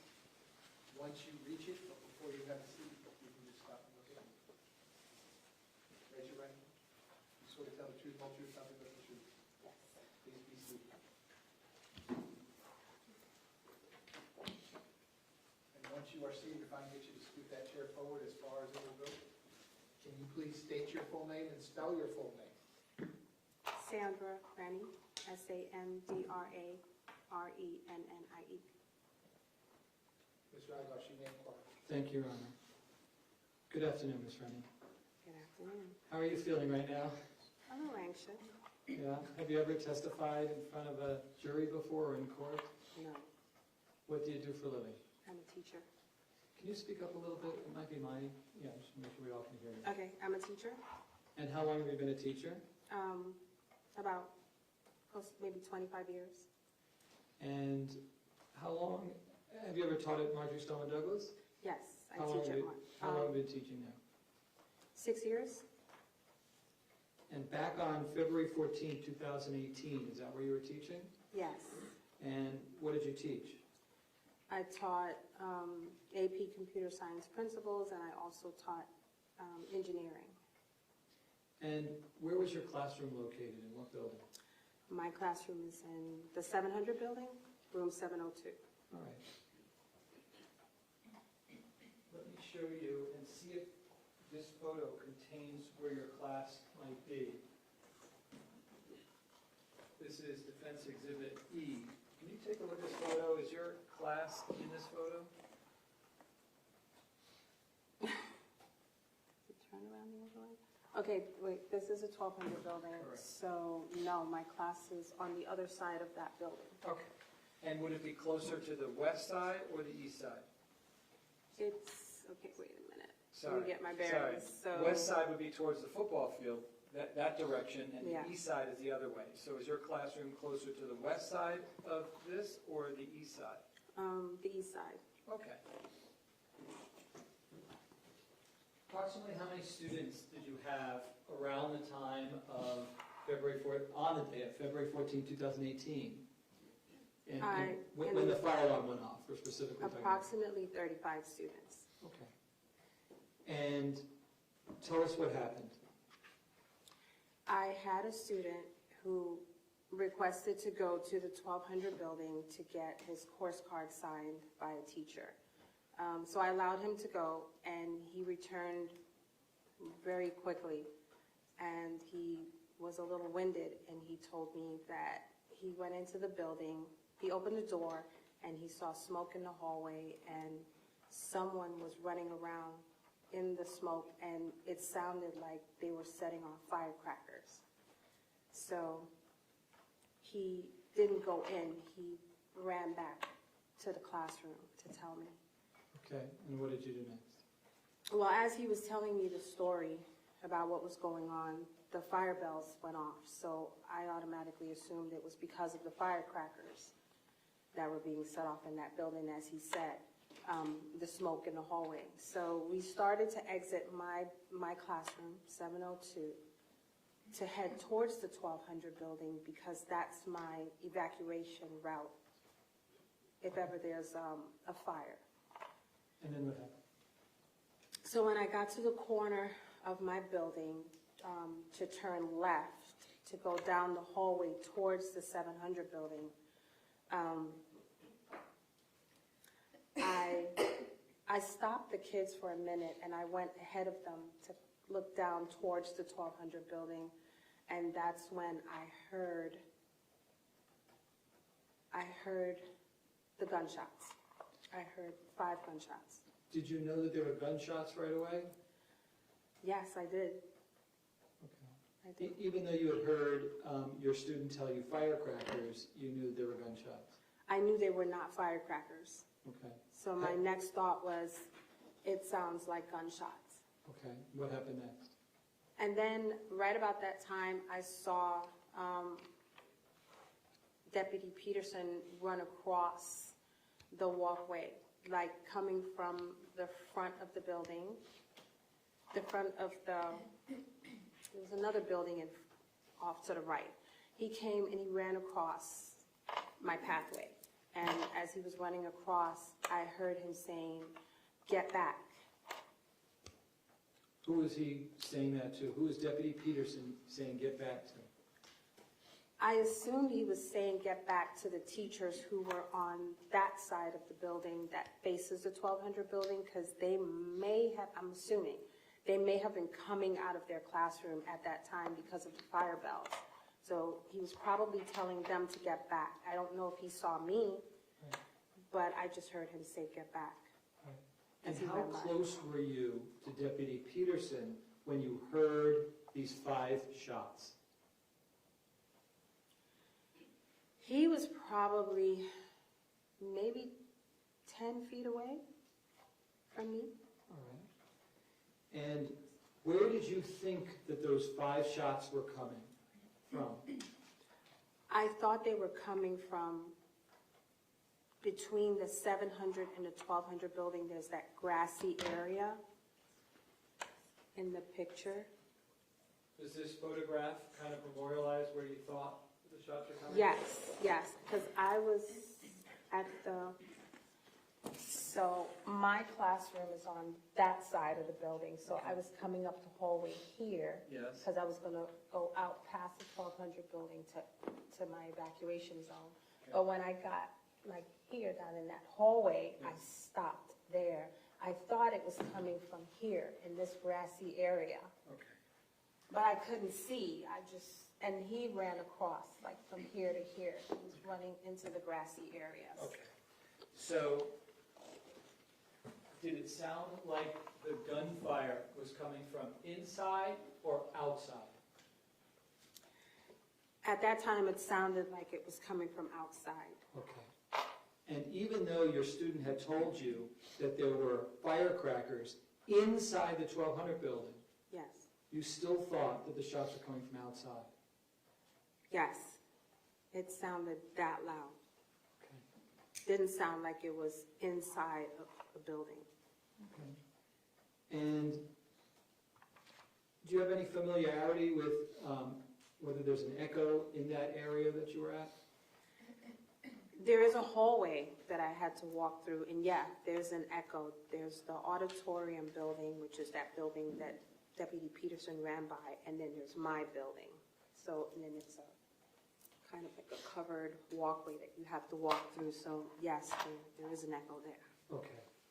And finally, did you ever share this with any law enforcement officers? Yes, And this would have been closer to when that occurred, correct? yes. And Offhand, do you remember the name of the investigator that you spoke to? No.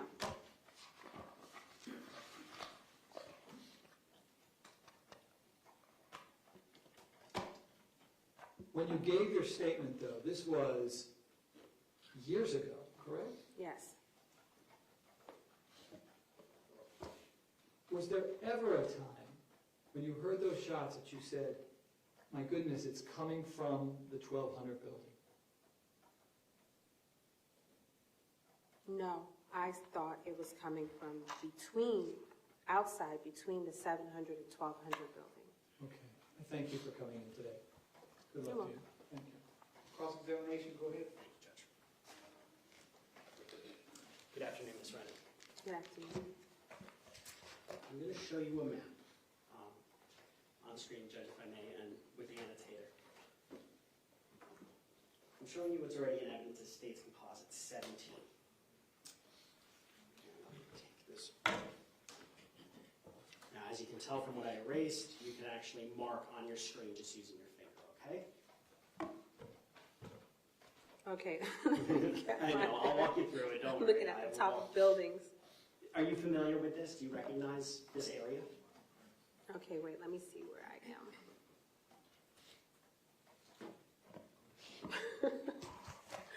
Wait, I think I think I know. Can you zoom out a little bit more? Yeah, on this maybe. picture? If not, I can show you another picture. Let me show you another picture. You can Okay. familiarize yourself. I'm showing you what's already in evidence in States 1. Okay, I think I just got it. Take a look at this. What else? I just got it. Okay. Do you recognize this picture as the campus of MSD? Yes, I like the other one better, but yes. Do you see the area up around there? Yes. Okay. Now, showing you what's in the States. Yes, okay, I got it. So where is, I'm going to zoom out just a little bit. Yes. Do you see the 700 building? Yes. Okay. Can you just mark that with an X? This is the 700 building right here. Okay. Now, where you marked, that's actually pretty close to where your classroom is, right? Yes, right at the end. 702? Yes, Okay. So, fire alarm goes off. yes.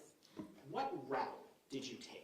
If you could just trace your finger with it. I came out of my classroom, and I went this way. Got to the edge of the building. I'm supposed to go this way. And how far did you get? You can stop it when you get to approximately where you were. Okay, so let's back it up. Okay. So let me do Erase this. that. Hold on. I'll do it. And now you can, Okay. you can pick it up from there. I stopped right there. Okay. And you stopped because you heard gunshots. I stopped because I wanted to go ahead of my students to look down towards the 1200 building to see if there were any kids down there with firecrackers or whatever he had said. Did you ever proceed north towards the 1200 building, or is that the farthest you got? No, that's the farthest I got. Okay. So that is the area, though, when you started hearing the gunshots? Yes. Now, you're familiar with gunshots. You've heard gunshots before, correct? Yes. Okay. You instantly knew, as soon as you heard it, that it was gunshots. I knew it was not firecrackers. Okay. So Yes, I would assume with the gunshots. So it's kind of like a logical deduction. If it's not firecrackers and it's that loud. Yes. Now, before the fire alarm, you said that a student went over to the 1200 building to get something signed from another teacher. Yes, And that individual, that student came back very quickly. very quickly. And he told you, and on direct examination, this was elicited, that he opened the door to the 1200, that he saw smoke, that someone was running, and that he heard firecrackers. Yes, But that he didn't go in, right. so just opened the door. He opened the door. Immediately after that conversation you had with that student, the fire alarm goes off. Yes, as we were speaking about it, the fire alarm went off. Fire alarm inside your classroom, how loud is the fire alarm? It's inside and outside. It's very loud. Is it louder inside than outside? I'd say. No, yes, yes. Yes? Because my bells are right there. Yeah. Now, when you're in this, going back to the picture, when you're at that spot where you stopped, you saw Mr. Peterson running. Yes. Can you just, and I'm going to change the color here, can you just show the area approximately where he was running? He came from here and ran across there. Okay. Why did you think he was running? The noise, the gunshots, the whatever, everything was happening at the same time. So you thought he was running to confront the shooter? I thought he was running to, I didn't think about all of that, but Well, I don't want to put words in your mouth. What did you think? I thought he was running towards whatever was going on. Did it make sense to you as a teacher working at that school that the school resource officer would go towards what was going on? Yes. And in your experience as a teacher, is the school resource officer there to protect the Yes. people on the campus? Are they there to look out for the welfare of the people on the campus? Yes. Did you see when Mr. Peterson decided to go, whether he decided to go into the building or come back to the hallway between 700 and 800? No. Now, you said that you heard 5 gunshots, correct? Yes. And that you thought that they were kind of in the grassy area. Yes. Now, you didn't see the grassy area from where No, you just I kind of couldn't. presumed. Yes. In general, though, the shots were coming from the north, from the area of the 1200 building. Yes, it sounded like it was coming from right, like inside that area. And since he was running that way, I just assumed it made sense. Got it. Now, you said on direct examination, you were asked whether the shots were inside or outside. And you stated that they were so loud. Yes. Did you presume they were from the outside because it was so loud? Yes. And that's the reason you thought it was from the outside? Yes. You were also asked about the hallway and the echo. Having been employed there for 6 years. 7 years. 7 years. I don't know. That area is known to have an echo right there in that hallway, correct? Which area? Where Over across here? the end of that hallway. So the end of the hallway between the 700 and the 800 building, under This, the cover. the whole hallway, yeah. Okay. Yes. Inside that hall, when I say inside, it's outside, but under the cover, Yes. there's an echo. Yes. Is the echo, in your experience, as pronounced as you get north of that area when you're outside the covered area? I have no idea. Okay, fair enough.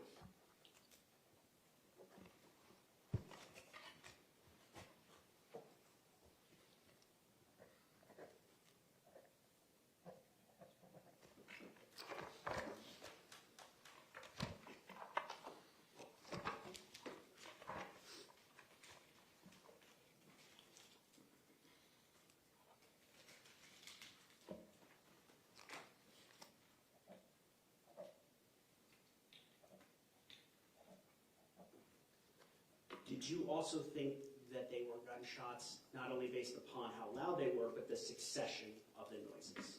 Yes. And with your familiarity with gunshots or guns, did you think, what kind of gun did you think you were dealing with? A big one. A big one, okay. I had no clue. I just knew it was big. Okay. Now, ultimately, after you hear those shots, you run back to 702, your classroom, correct? No. You don't go inside, but you run back to that area, correct? I'm asking.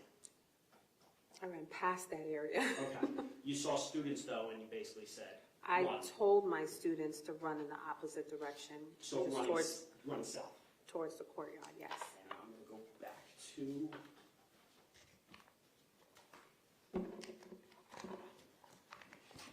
States 1.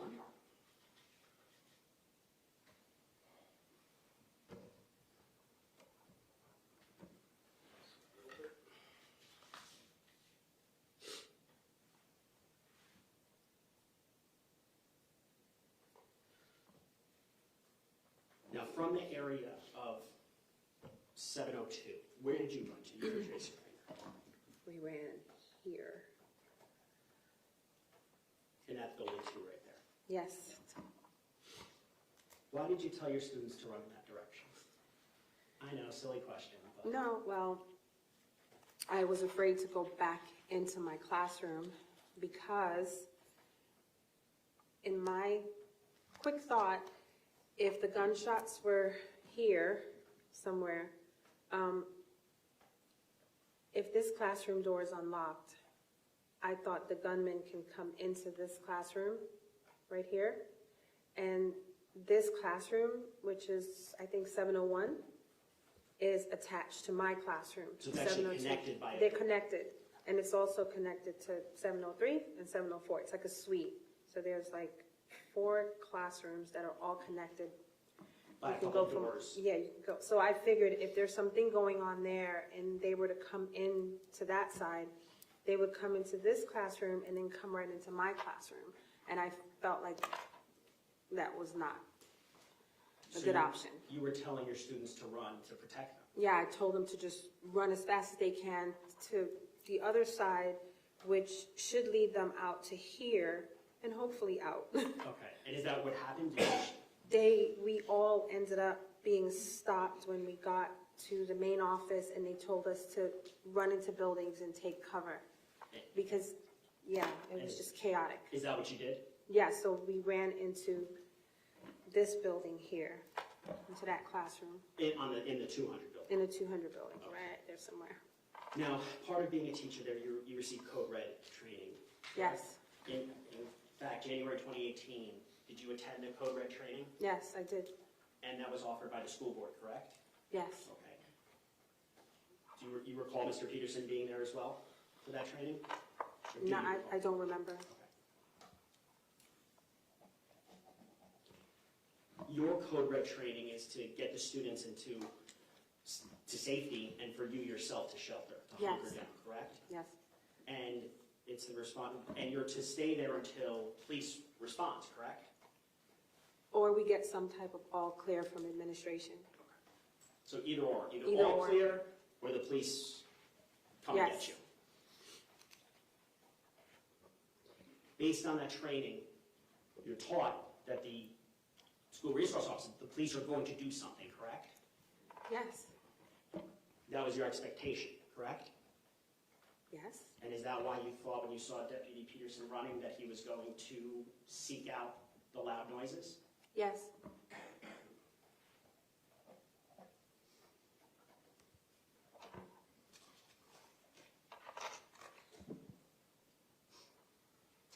One moment, Sean.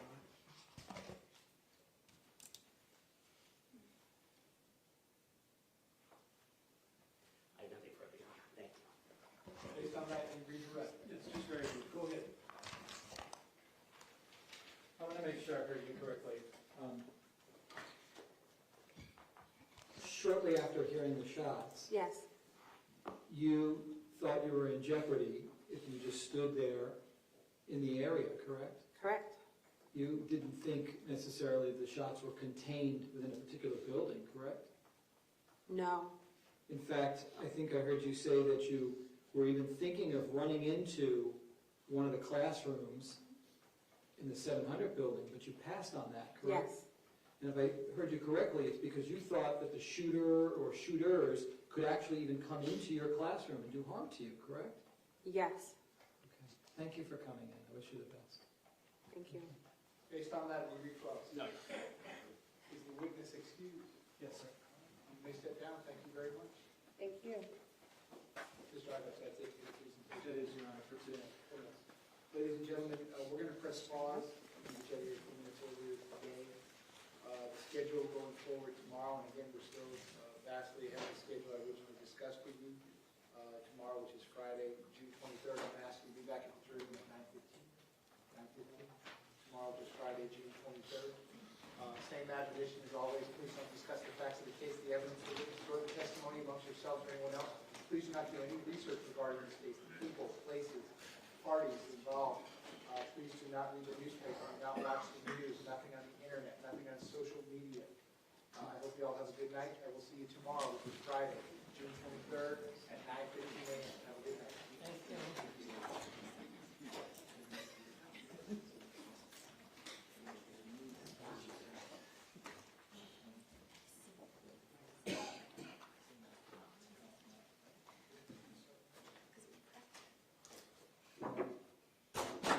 Okay, we're outside the presence of the jury. Everyone can be seated. State, before I start my conversation with Mr. Peterson regarding his right to testify or not, is there anything else you need me to address before we recess the trial for today? No, Your Honor. Defense, anything else you need me to address? No, Your Honor. All right.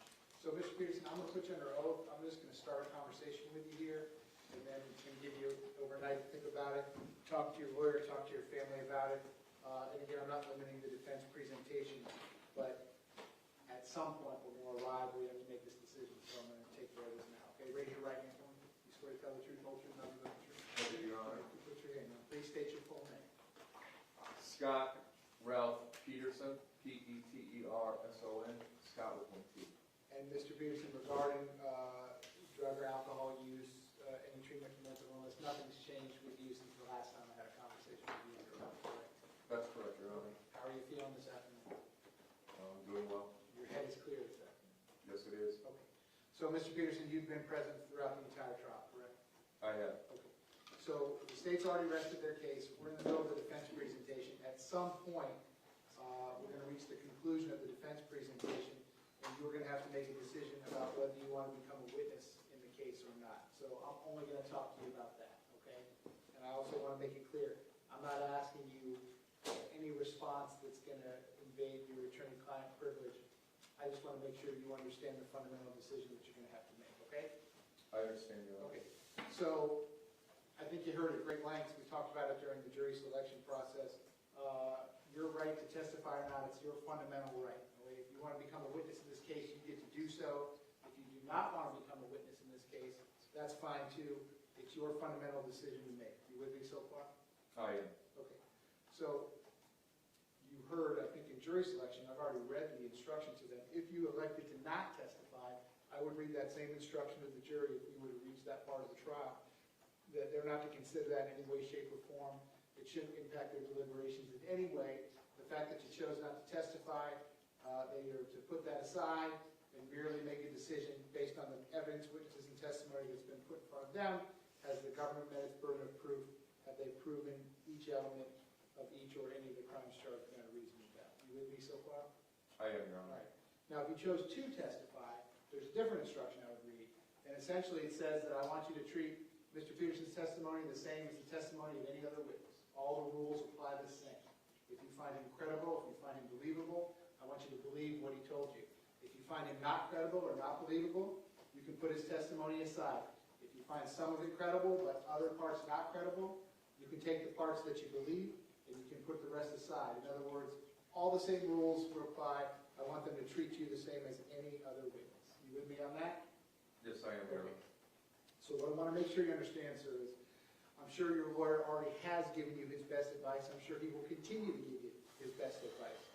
But this fundamental decision about whether you will become a witness or not, it's your decision to make. You understand that? I do understand that. So here's what that means. If your lawyer tells you, sir, I don't want you to testify, okay, we're winning this case, we've had 9, 10, 11 days of great lawyering here, and if you get up there and testify and you subject yourself to cross-examination, it's going to mess this whole thing up, and you're going to jeopardize the whole result. He may tell you that, and And you may say, I understand what you're telling me, but I want to testify. I want to look at the jurors and tell them my version of this story that they've heard so much about. I want to tell them what happened. And if you want to do that, you don't have to follow your lawyer's advice. If you want to testify, you get to testify. You with me on that? I understand that, Your Honor. So the flip side of that example is also true. Your lawyer might tell you, sir, I need you to testify. All right, I need you to look at the jurors and explain your side of what's going on here. Okay? The state put on a compelling case, and there's a lot of troublesome things. And I need you to get up there and tell them what's going on. And you can say, I understand what your advice is, but I'm electing not to testify. I'm electing to remain silent. It's my fundamental decision. You with me on that? Yes, I am, Your So Honor. the point of the two examples is, it's your call to make. Okay, your lawyer can give you his best advice. You can discuss it with your family. Everyone can give you their best advice. But at the end of the day, it's your decision to make. You understand that? I understand. All right. State, he has no priors, correct? Correct. All right, so there's no, we don't have to discuss anything about that. Mr. Peterson, only about this fundamental decision as to whether you would like to be a witness or not. Do you have any questions for me about anything that I've talked to you about so far today? No, Your Honor. Okay. So I'm going to press pause at this point. At some point during the defense presentation, or if we reach the end of the defense presentation, I'm going to finish this conversation, and I'm going to ask you to have enough time to talk to your lawyer and family and think about it. If you need more time, I would probably be inclined to give you more time. And then at some point, I'm going to have to ask you, have you made a decision about whether you want to become a witness or not in the case? And if so, what that decision is, and then you tell me what you want to do, and then we're going to take it from there. Any questions about any of that? No, Your Honor, I understand. State, anything else you want me to address? No, Your Honor. Okay. So, I guess nothing else until 9:30. Okay for 9:30 tomorrow morning? Yes, Your Honor. Defense, you okay to start at 9:30? Yes, sir. Okay, so the trial's going to be in recess until tomorrow, which is Friday, June 23rd at 9:30 a.m. Division FX will be in recess until tomorrow, which is Friday, June 23rd at 8:45 a.m. I hope y'all have a good rest of your afternoon. All right, now I'll hold the board.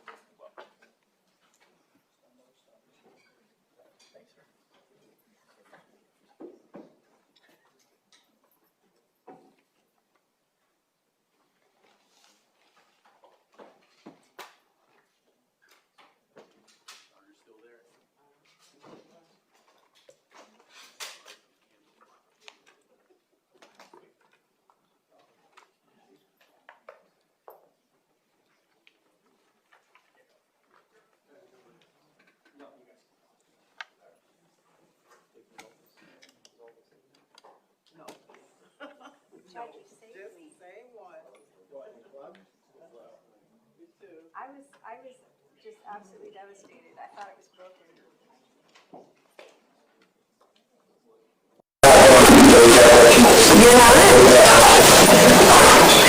Oh my gosh, I can't even imagine how